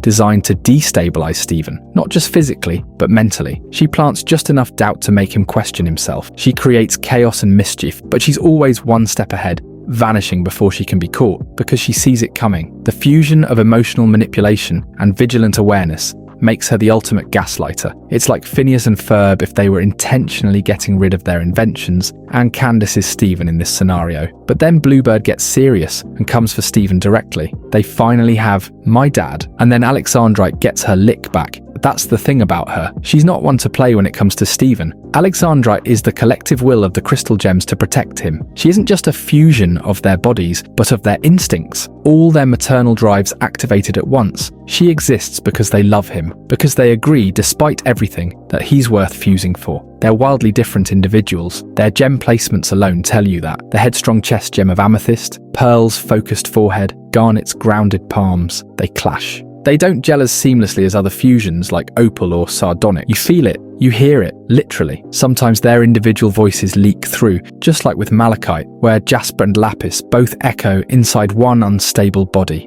What are you doing? I'm hungry! I don't think so. Cut it out, you two! Alexandrite isn't seamless. She doesn't always feel like a new person. Sometimes she feels more like the gems stacked in a trench coat, trying their best. That's what makes her interesting. Opal, Sugalite, Sardonyx. They feel like someone new, a fresh voice, a signature weapon, a whole new personality born from perfect synergy. But Alexandrite, she's rough around the edges. Not a flawless fusion, but a powerful one. She shows up when it matters, even in situations where fusion may be overkill like dinner with Connie's parents, because it's Steven. Because if that's what he wants, they'll hold it together, even if it's awkward. Over time, they get better, they face things together, they grow, and with each shared crisis, they sink a little more. They integrate those contrasting gem placements into something that holds. Pearl's logic clashes with Amethyst's wildness often, while Garnet tries to keep them in check. Garnet, always the stable center, brings order to the fusion, just like she does when they're separate. You see it in battle too. When things get serious, Alexandrite becomes more than the sum of her parts. And in that way, Alexandrite isn't just Steven's protector. She's a reflection of what Steven means to each of them, and what they're willing to become for him. Obsidian is Steven's way of saying, "Hey, I want to protect you too. I'm a crystal gem. I can fight beside you." He becomes the seal, the glue, the stabilizing force that turns the once fractured Alexandrite into something whole, something stable. Obsidian is the sacred geometry of wholeness. She radiates the presence of an ancient deity, forged from every thread in crystal gem history, a force of nature.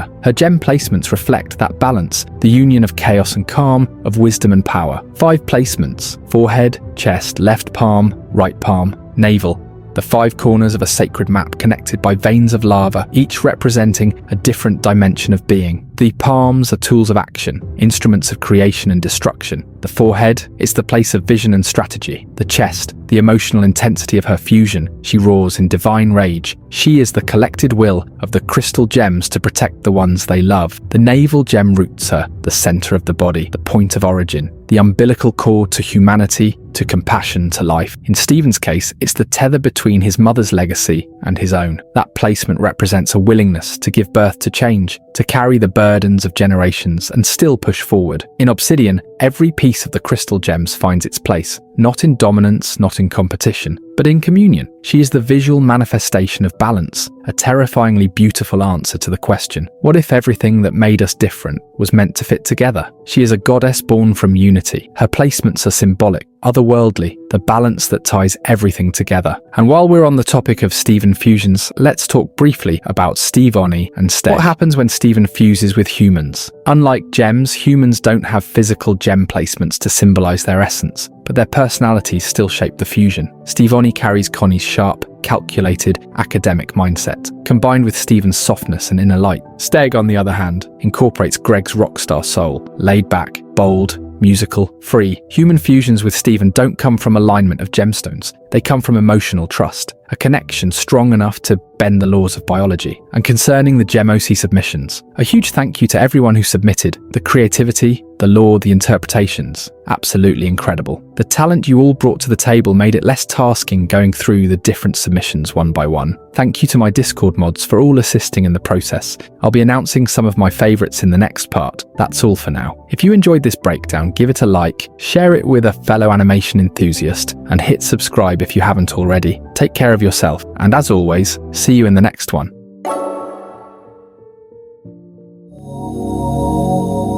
While rewatching my gem placement series videos, something clicked. I discovered a more comprehensive way to represent the symbolism of upper limb placements, one that encompasses everything I've been trying to express. Most of what I covered in that installment still holds true, but this new perspective adds crucial depth. For those who haven't seen part 2, the upper limb extends from shoulder to fingertips, including the shoulder girdle, arm, forearm, wrist, and hand.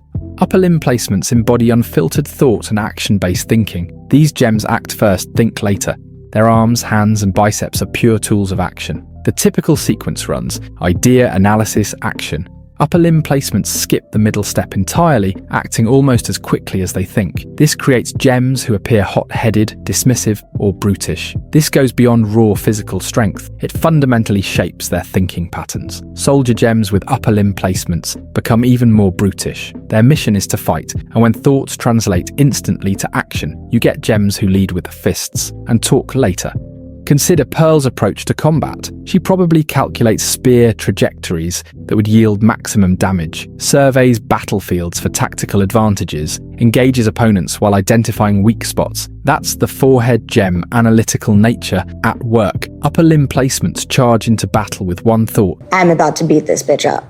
Ruby's charge to save Sapphire exemplifies this perfectly. Her spontaneous action evaded Sapphire's future vision and created an entirely new timeline. She wasn't thinking, she couldn't afford to. Shortly after, Sapphire does the same thing. She wasn't being blamed for the disaster. She had nothing to lose. She'd sworn loyalty to her diamond, prepared to get poofed in battle beside her. Yet in one moment, she threw away her status to save a lowly Ruby guard. Action-based thinking took over. She followed her first instinct without hesitation. In the movie, when the gems get rejuvenated, we see Sapphire's action-based thinking resurface. Her future vision predicted Ruby's shattering, but like Ruby in The Answer, Sapphire changed fate through action. Sapphire appears as the wise, all-knowing sage, but she's almost as impulsive as Ruby. Look at her reaction to the rose quartz pink diamond revelation compared to the others. She didn't filter her feelings. She acted out exactly what she was thinking. After talking with Pearl, she admits she may have overreacted and seeks to make amends with Ruby. Even her problem-solving guidance reflects this. In Gem Heist, she cobbles together a makeshift plan to infiltrate Gem society. When Pearl asks if it'll work, Sapphire flat out says no, then urges them to do it anyway. Is this really going to work? No. Just stick together. Play it straight. Let's change the future. In Hit the Diamond, Ruby's attempt at planning speaks for itself. In Steven Universe Future, they advise Steven to marry Connie without considering potential consequences.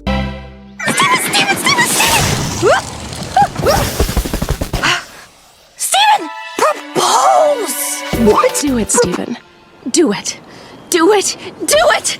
Yeah. Deep thinking isn't their strength, action is. You can't trust love advice from those two hopeless romantics. The symbolism about Garnet owning her identity through her palms and the companionship theme from Part 2 remains valid. Both gems carry impulsive traits that manifest in Garnet when they fuse. Remember when Garnet bluntly told Connie's mum the kids were dead? Hello, this is Mum Universe. Yes, the children are playing swords. Sorry, playing with swords. They're bleeding. Oh no, they are dead. Don't call again. Sorry, I panicked. Or when she kept throwing amethyst at the red eye despite its obvious ineffectiveness. Even with future vision, Garnet speaks stoically about horrendous possibilities without considering the listener's emotional state. In a very special episode, she tells the gems possible ways they could die, causing panic. She does something similar with Steven, when he's curious about future vision. Sapphires with upper limb placements take a brutish approach to future vision. In Part 2, I discussed how palmistry might have inspired Sapphire and Padparadsha's gem placements. That theory holds, but there's a direct link between their upper limb placements and this blunt clairvoyance style. During Sapphire's disagreement with Ruby over Pearl's fusion deception, she completely dismissed Ruby's emotions, stating her opinions bluntly and tying her reasoning to future vision. She'll burn herself out eventually, she says without a trace of concern. Padparadsha does something similar with her past vision ability, stating exactly what just happened, very bluntly. No warnings, just blurting it out like she's remote controlled. I believe different sapphires would approach future vision differently based on their gem placement. A chest gem sapphire might take a more emotional approach, probably avoiding blunt declarations. If she sees you getting hit by a car, she might say, "Let's play indoors today," instead of, "You're gonna get run over by a car and probably die." A forehead placement might analyze visions more thoroughly, picking the most probable outcome with greater accuracy. This explains Sugalite perfectly. Many fans exclude Sapphire from discussions about Sugalite's personality, but Sugalite has two palm placements, double the brutish thinking. She's pure impulse, the action over thought final boss, and then the emotional volatility of Amethyst's chest gem is added in for good measure. I cover Sugalite in detail in a separate video. Other notable upper limb placements include the shoulder lapis and the rose quartz from Steven Universe Future. We explored shoulder lapis extensively in Part 3, discussing how her placement ties to having a chip on your shoulder. Rosebuds introduces 3 main rose quartz gems: shoulder, chest, and navel placements. The upper limb placement is the chatterbox, spouting thoughts as they come. She's action-based, even in speech. Her first interaction with Steven involves literally picking him up. Pure impulsive upper limb tendencies. The chest placement sounds like she's on shrooms, giving off yoga instructor or hippie vibes. She embodies emotional openness, leading with feelings. Her gentle, soft-spoken manner mirrors Blue Diamond and her court. Finally, the navel placement, obviously cast to most closely resemble Rose Quartz for maximum emotional impact on the gems and Steven. She shares Rose's hairstyle, but her placement symbolism shines through, nurturing, empathetic energy. She even checks in on Pearl. Excuse me, Pearl. Are you feeling okay? I'm going to the bathroom. Here's where navel gems get fascinating. They're caring empaths who radiate genuine warmth, yet that empathetic aura becomes the perfect cover for hidden depths. Their exaggerated empathy acts as camouflage for whatever they're really feeling or planning. Pink Diamond hid her violent tendencies behind caring gestures. Steven concealed his breakdown beneath his helpful exterior. Pink Pearl struggled to acknowledge her feelings. Navy's innocent act concealed her vengeful agenda. Even this rose quartz from Rosebuds hides her real emotions about being bubbled for millennia behind that empathetic behavior. Your mom created us too, and got us all bubbled just for being rose quartzes. But you know, it's cool. It's whatever. It's not whatever. I don't expect you to understand. I swore I wouldn't talk about this. Their empathetic nature makes others trust them implicitly, creating the perfect smokescreen for their hidden agendas or suppressed emotions.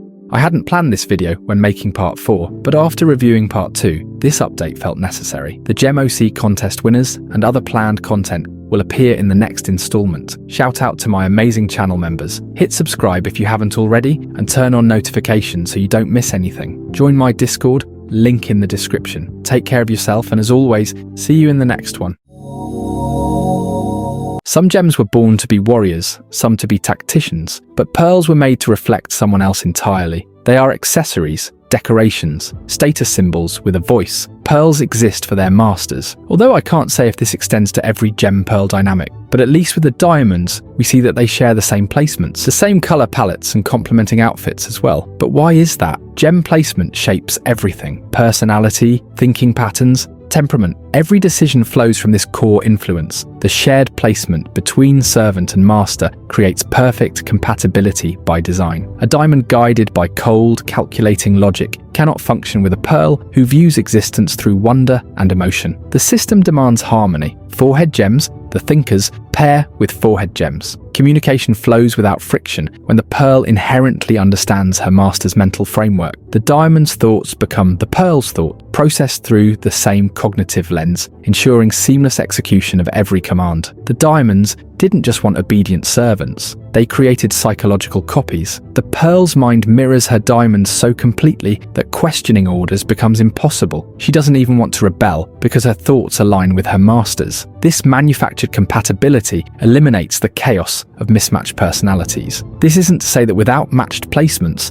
pearls won't obey their masters. They will regardless, but the matched placements is what yields a seamless communication. The pearl doesn't struggle to interpret her master's intentions because they emerge from the same fundamental mindset. She anticipates needs, responds instinctively, and serves without the friction that would arise from conflicting ways of processing the world. The diamonds didn't create this system by accident. They crafted pearls to be perfect mirrors, not just in appearance, but in the very architecture of thought itself. Since pearls sharing placements with their masters bring compatibility, does this mean shared gem placements would always get along? Not at all. Here's the thing, shared placement only works with hierarchy. We see Pearl and Peridot fight over who the better technician is. Both have forehead gems, both think analytically, yet they clash. Believed all life was precious and worth protecting. Well, if she wanted to protect it, she did a lousy job. There'd be no cluster if the Earth had stayed a colony.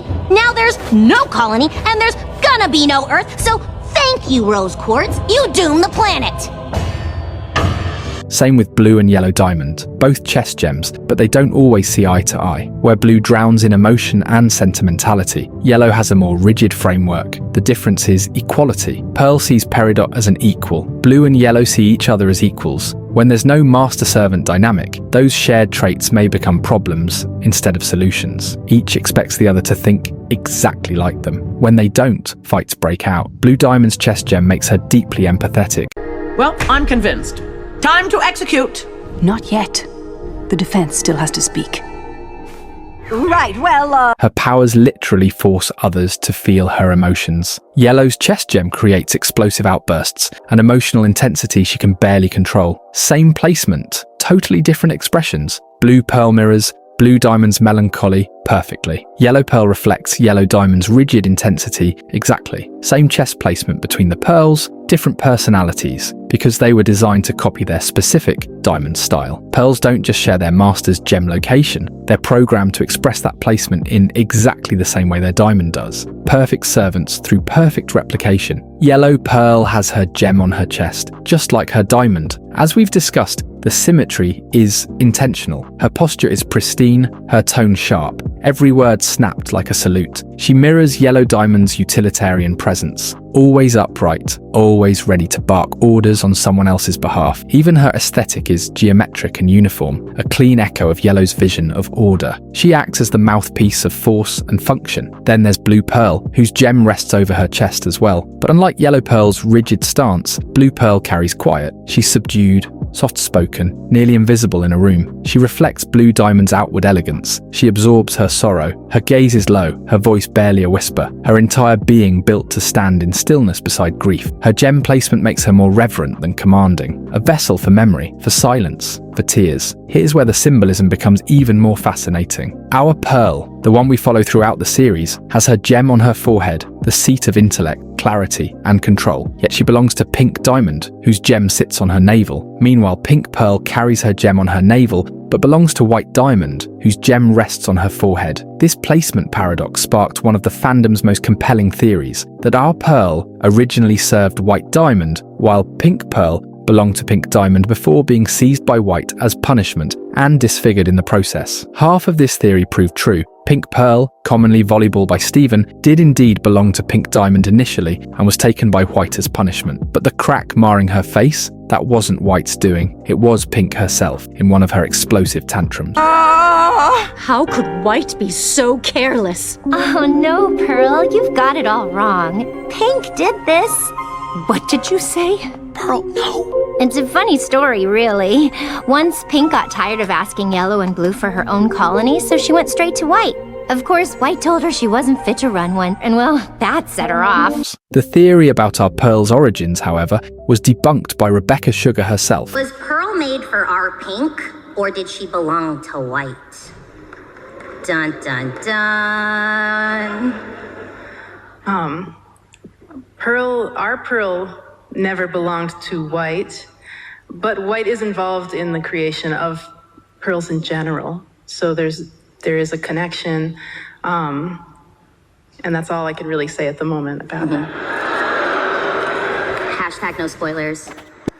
Pearl never belonged to White Diamond. She was created for Pink Diamond and was always Pink's Pearl. What makes perfect sense is White Diamond's strategic thinking behind this choice. She deliberately gave Pink a pearl with a forehead placement, a thinker, someone refined and analytical. White wanted Pink surrounded by gems who would force responsibility upon her, not the playful, heart-centered gems that enabled her childish tendencies. Pearl was meant to be Pink's intellectual anchor, preventing her caught from devolving into a circus. The fundamental incompatibility between Pink and Pearl becomes immediately apparent in their early interactions. When Pink rhetorically mused about playing in the kindergarten with her subjects, asking Pearl if she could imagine it, Pearl interpreted this as a literal command. A perfect example of how their different gem placements created communication barriers. Had Pink Pearl stood beside her on that throne, the subtext would have been understood instantly. Pink was pure spontaneity and fun. Pearl embodied rigidity and duty. Yet Pearl's programming ran deeper than her forehead gem's analytical nature. Her devotion to her diamond superseded everything. When Pink expressed longing to laugh and play with the amethyst below, Pearl did what forehead gems do best. She analysed the problem and brainstormed a solution, an idea that would change everything.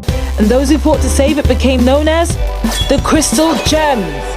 White Diamond's plan was calculated. Pink consistently surrounded herself with tactile, playful gems with heart, who enabled her immaturity. To earn her own colony, Pink needed to project maturity to the other diamonds. I want a colony!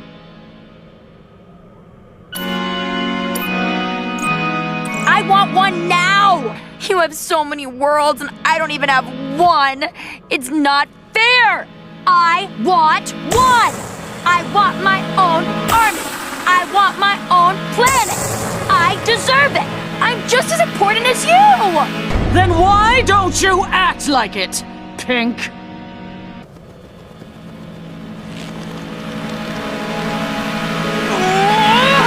She had to prove her readiness for such responsibility, so she tried desperately to maintain that facade of seriousness. She abandoned Spinel in the garden because she couldn't have her bouncing around during crucial moments of diplomacy. She even accepted the pearl reassignment without protest. She's going to take away your pearl. I know. I'm sorry. Why do you always do this? But facades crumble. Pink's disciplined exterior dissolved almost immediately, her true nature reasserting itself with unstoppable force. Yet something profound occurred in their dynamic. They left indelible marks on each other. Pink became more strategic, though not in the way White had envisioned. She conceived the plan to fake her own shattering, developed war strategies so ruthless that even Jasper praised their cunning. I was there, you know. At the first war for this garbage planet. I fought against your armies. I respected your tactics. Pearl, meanwhile, learned to embrace spontaneity and emotional depth, becoming someone who could both analyze and feel, think, and play. Could you imagine that running a colony would be this dull? I could imagine it, if you would like me to, my diamond. I need to be replaced immediately. No! But I've been imagining things, even when you haven't asked me to. I imagined that I ran away and met you here on Earth. a rose quartz. And I'm not yours, but I make you so happy anyway. Isn't that ridiculous? Tell me to stop. Please don't ever stop.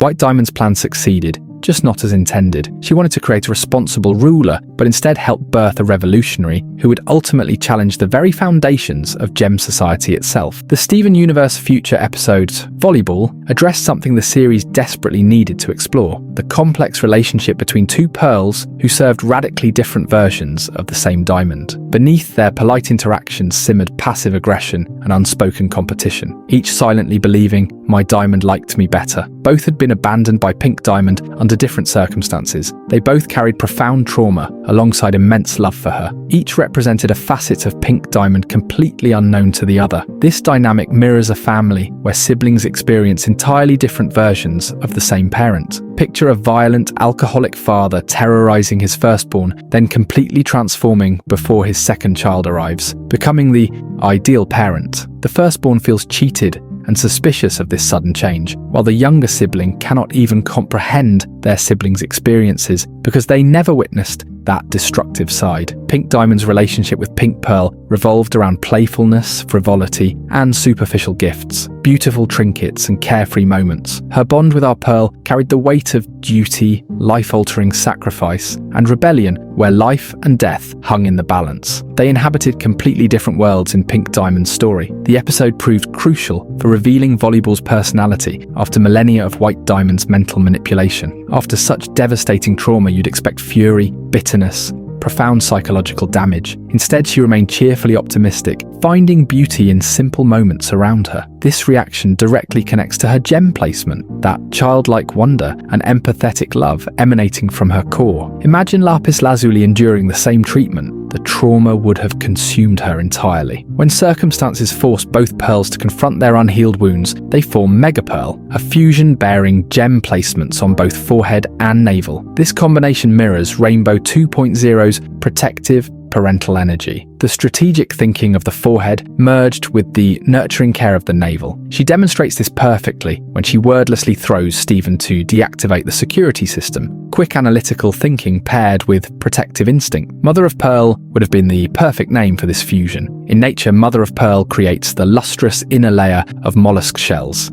serving both beauty and protection, shielding the creature's vulnerable tissues from irritants. This protective function aligns beautifully with the navel placement's symbolism, while Mother captures the nurturing essence of their combined placements. Royal Pearl would have worked equally well, honoring both Pearl's diamond heritage while reflecting her regal, guard-like presence and crown. Their fusion finally granted them complete understanding of Pink Diamond's true nature. Where each pearl had previously seen only one side of the coin, Megapearl provided the bird's eye view they both desperately needed to heal and move forward. Now let's zoom out. The diamonds, their gem placements don't just mark who they are, they reveal where they stand in a hierarchy literally carved into their bodies. White Diamond wears her gem on her forehead. She is the mind, the all-seeing eye perched above everything else. She doesn't look up to anyone because she is the summit, controlling and surveying all beneath her. It's a throne placement, commanding from heights so elevated they're barely reachable. Yellow and blue both have their gems centered on their chests, same level with different planes of command. Blue governs the aristocratic sphere, yellow commands the military, but they stand parallel, executives of the empire. They are the left and right arms of Diamond authority, extending White's will across the galaxy. I know I once explored whether blue outranks yellow, just to spark a bit of controversy, but my final verdict is, as I just said, they are equal in rank, but have different functions. Pink Diamond bears her gem at the navel, the lowest point on the diamond body. She wasn't meant to lead as an equal. Her colony was a consolation prize, a glorified playroom. Her placement screams dependency, the umbilical cord connecting a child still tethered to the system, never trusted to walk independently. This physical structure, white on top, yellow and blue flanking pink at the bottom, forms symbolic architecture. Even their spaceships reflect this hierarchy. White's ship forms the head and torso, yellow and blue's vessels become the arms, while Pink's ship creates the legs, the foundation that carries everyone else. yet receives the least recognition. When you visualize it as a body, the metaphor becomes unmistakable. White diamond is the mind, the crown chakra, commander of thoughts, decisions, absolute authority. Yellow diamond is the body, raw strength, labor, relentless execution. Blue diamond is the soul,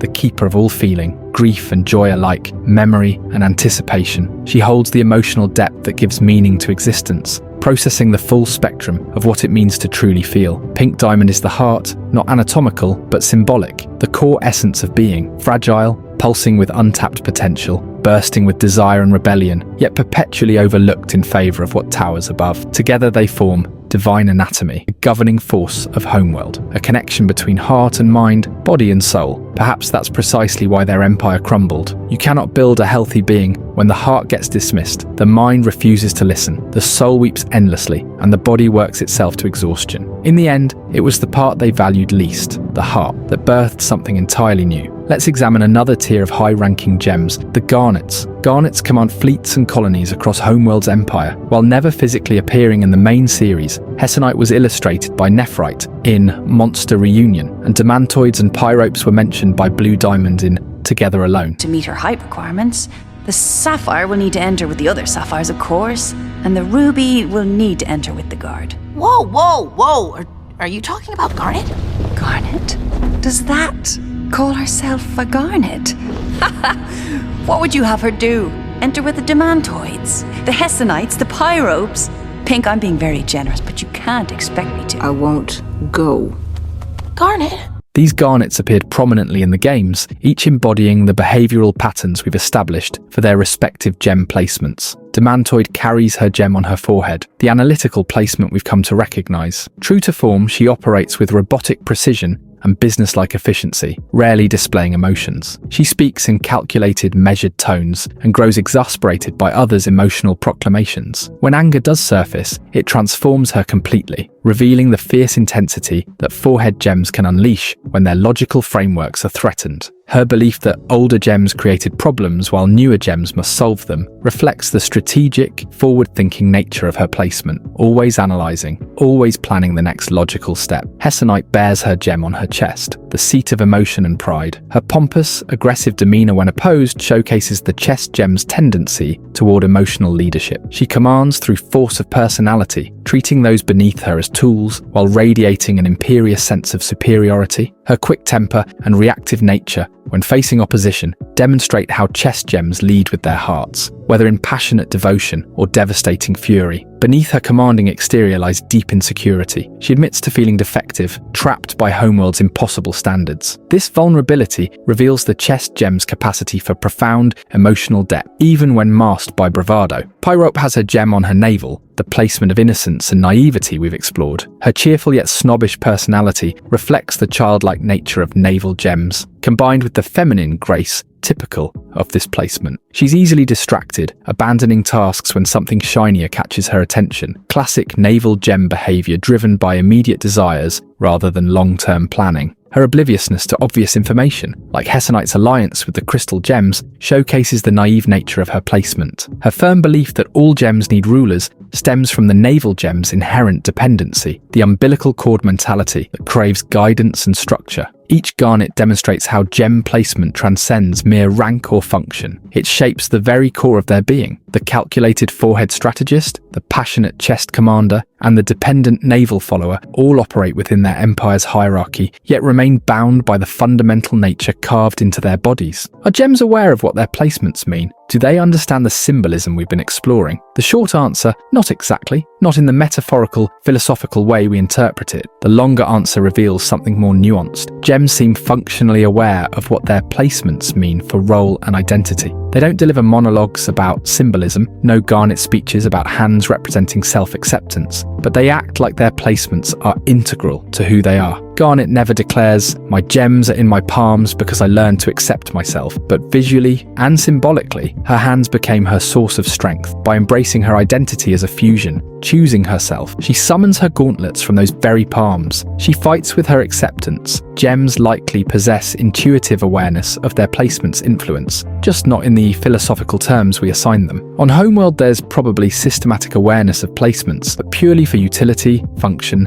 and hierarchy. The diamonds, or their scientists, likely designed gem types with specific placements for strategic purposes, head placements for technicians who need analytical thinking, pearls modelled after their diamonds to reflect loyalty and compatibility, gems with eye placements for piloting and navigation. But these gems don't sit around discussing symbolism. It's like how we're affected by body language or personality traits we've never consciously analysed. We live them before we define them. Fusions feel their placements most acutely. They experience the internal push and pull between the meanings of their combined gems. The more mismatched or emotionally unresolved the components, the more unstable the fusion becomes. Lapis doesn't need to explain what the back means. She lives it. Gems might not speak our language of metaphor, but through behaviour, power and personality, they reveal that their placements aren't ornamentation. Their embodiment. The symbols might be invisible to them, but they're carved into every choice they make. This symbolic beauty of Steven Universe opens a door for creators and fans to step through. If you're designing your own gem OC or building narratives in this world, you're not just picking a colour and rock type. You're designing a being whose entire sense of identity, emotional landscape and fusion potential can be deeply informed by where that gem sits on their body. Ask yourself, what does that placement say about them? What do they protect or hide? Is their gem displayed proudly or tucked somewhere vulnerable? What do they see when they look at themselves?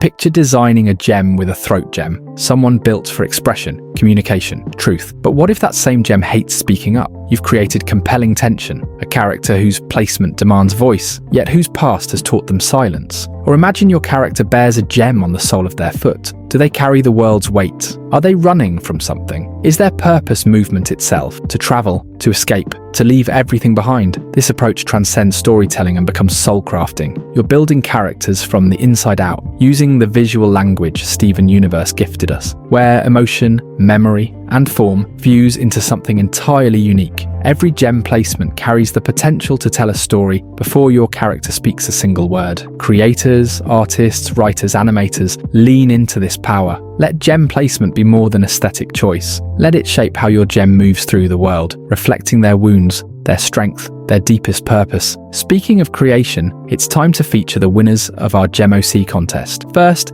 thank you to everyone who submitted entries and brought life to the Gem OC submissions channel. Thank you to my mods who held everything down while med school was kicking my ass. Thoroughly enjoyed reviewing each submission. Because of your ability to create, to tell vivid stories, to bring art to life, you're all winners in my book. I picked my top 10 favourites from the Gem OC contest based on the art itself, the lore and symbolism of the placement given, the creativity, adherence to the rules, and how much it appealed to me. I'll be uploading the art and the write-ups they submitted with it.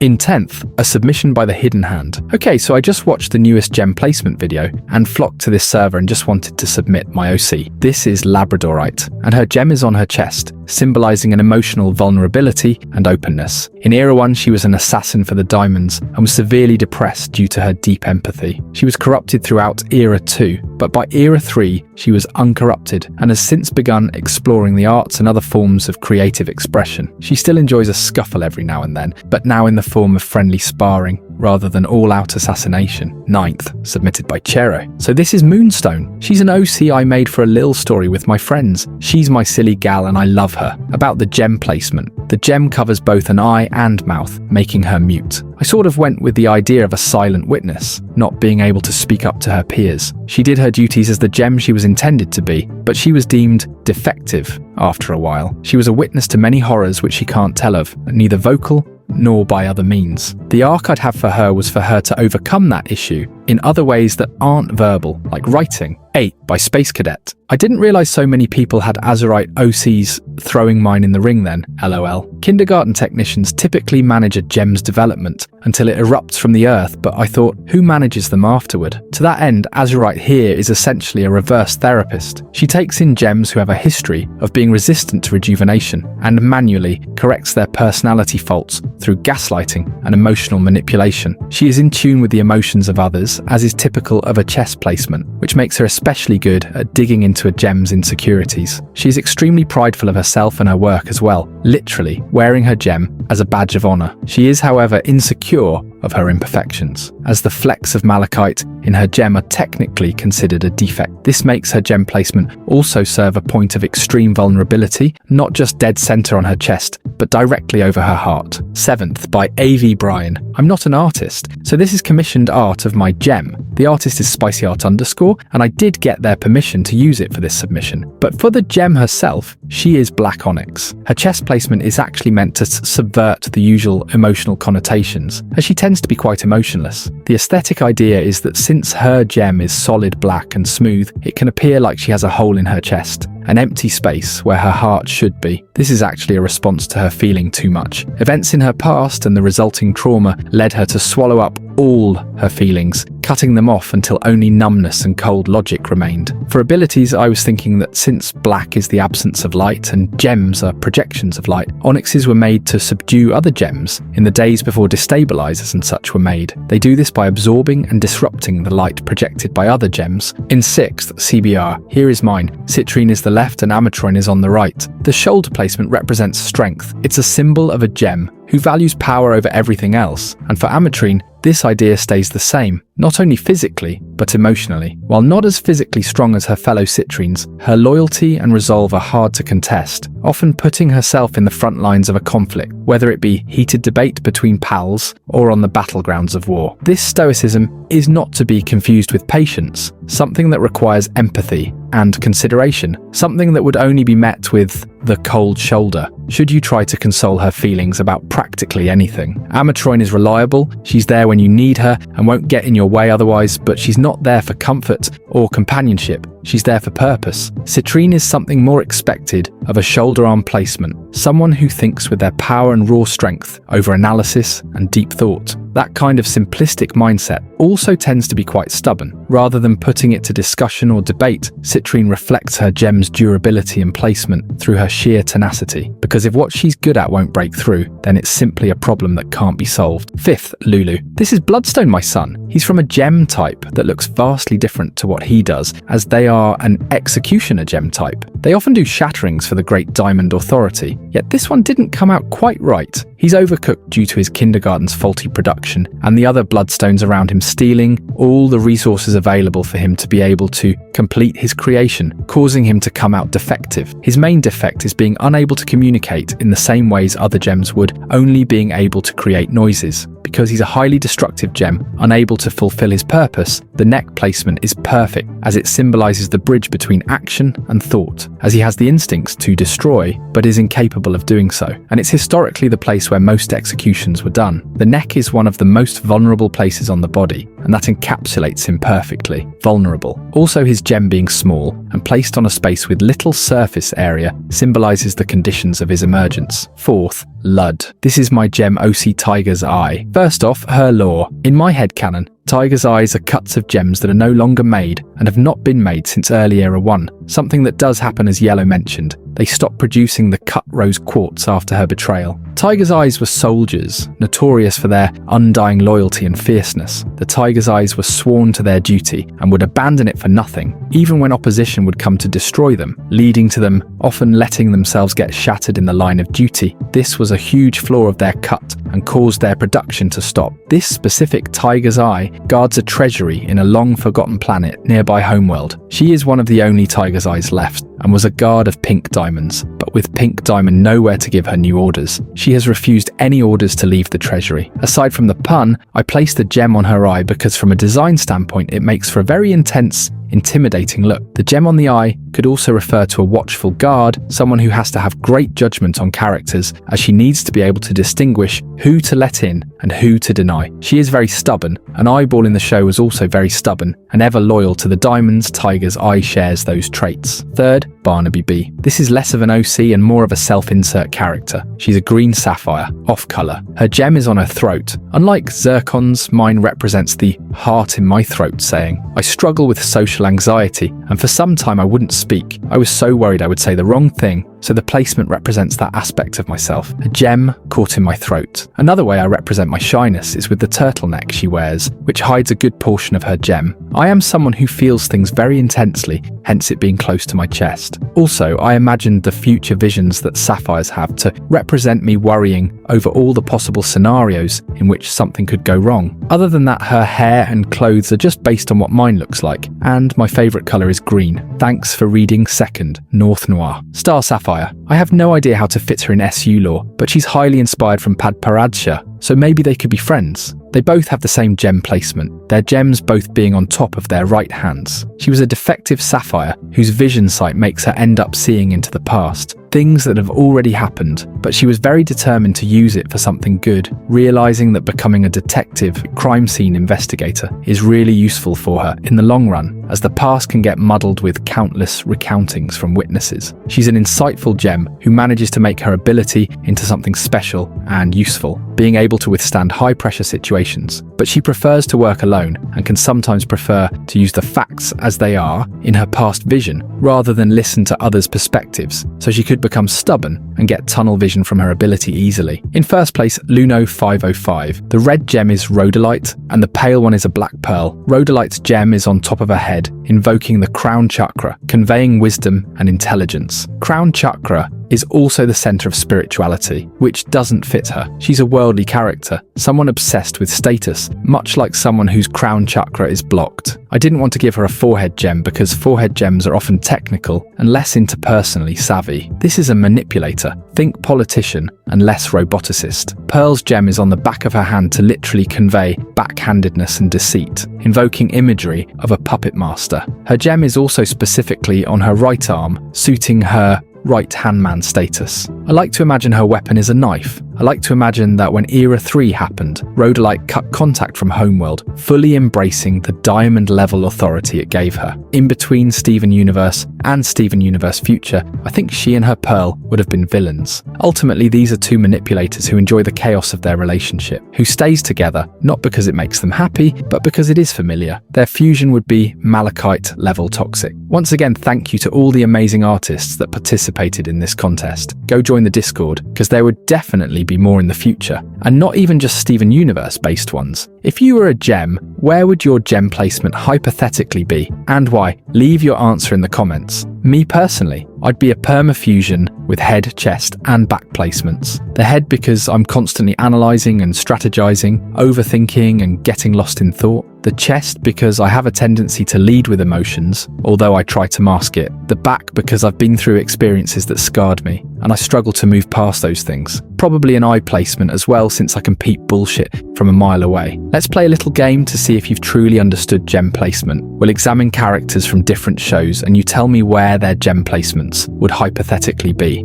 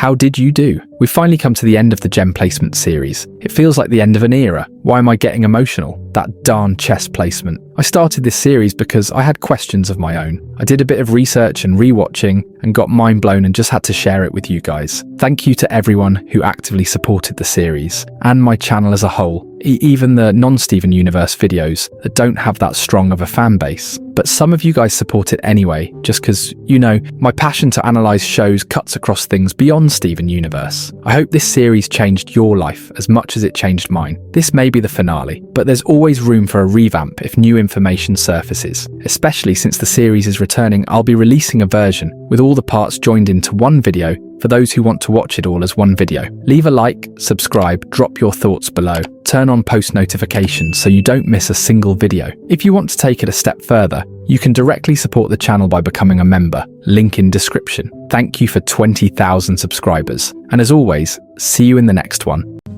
If I could begin to be half of what you think of me, I could do about anything. I could even learn how to love.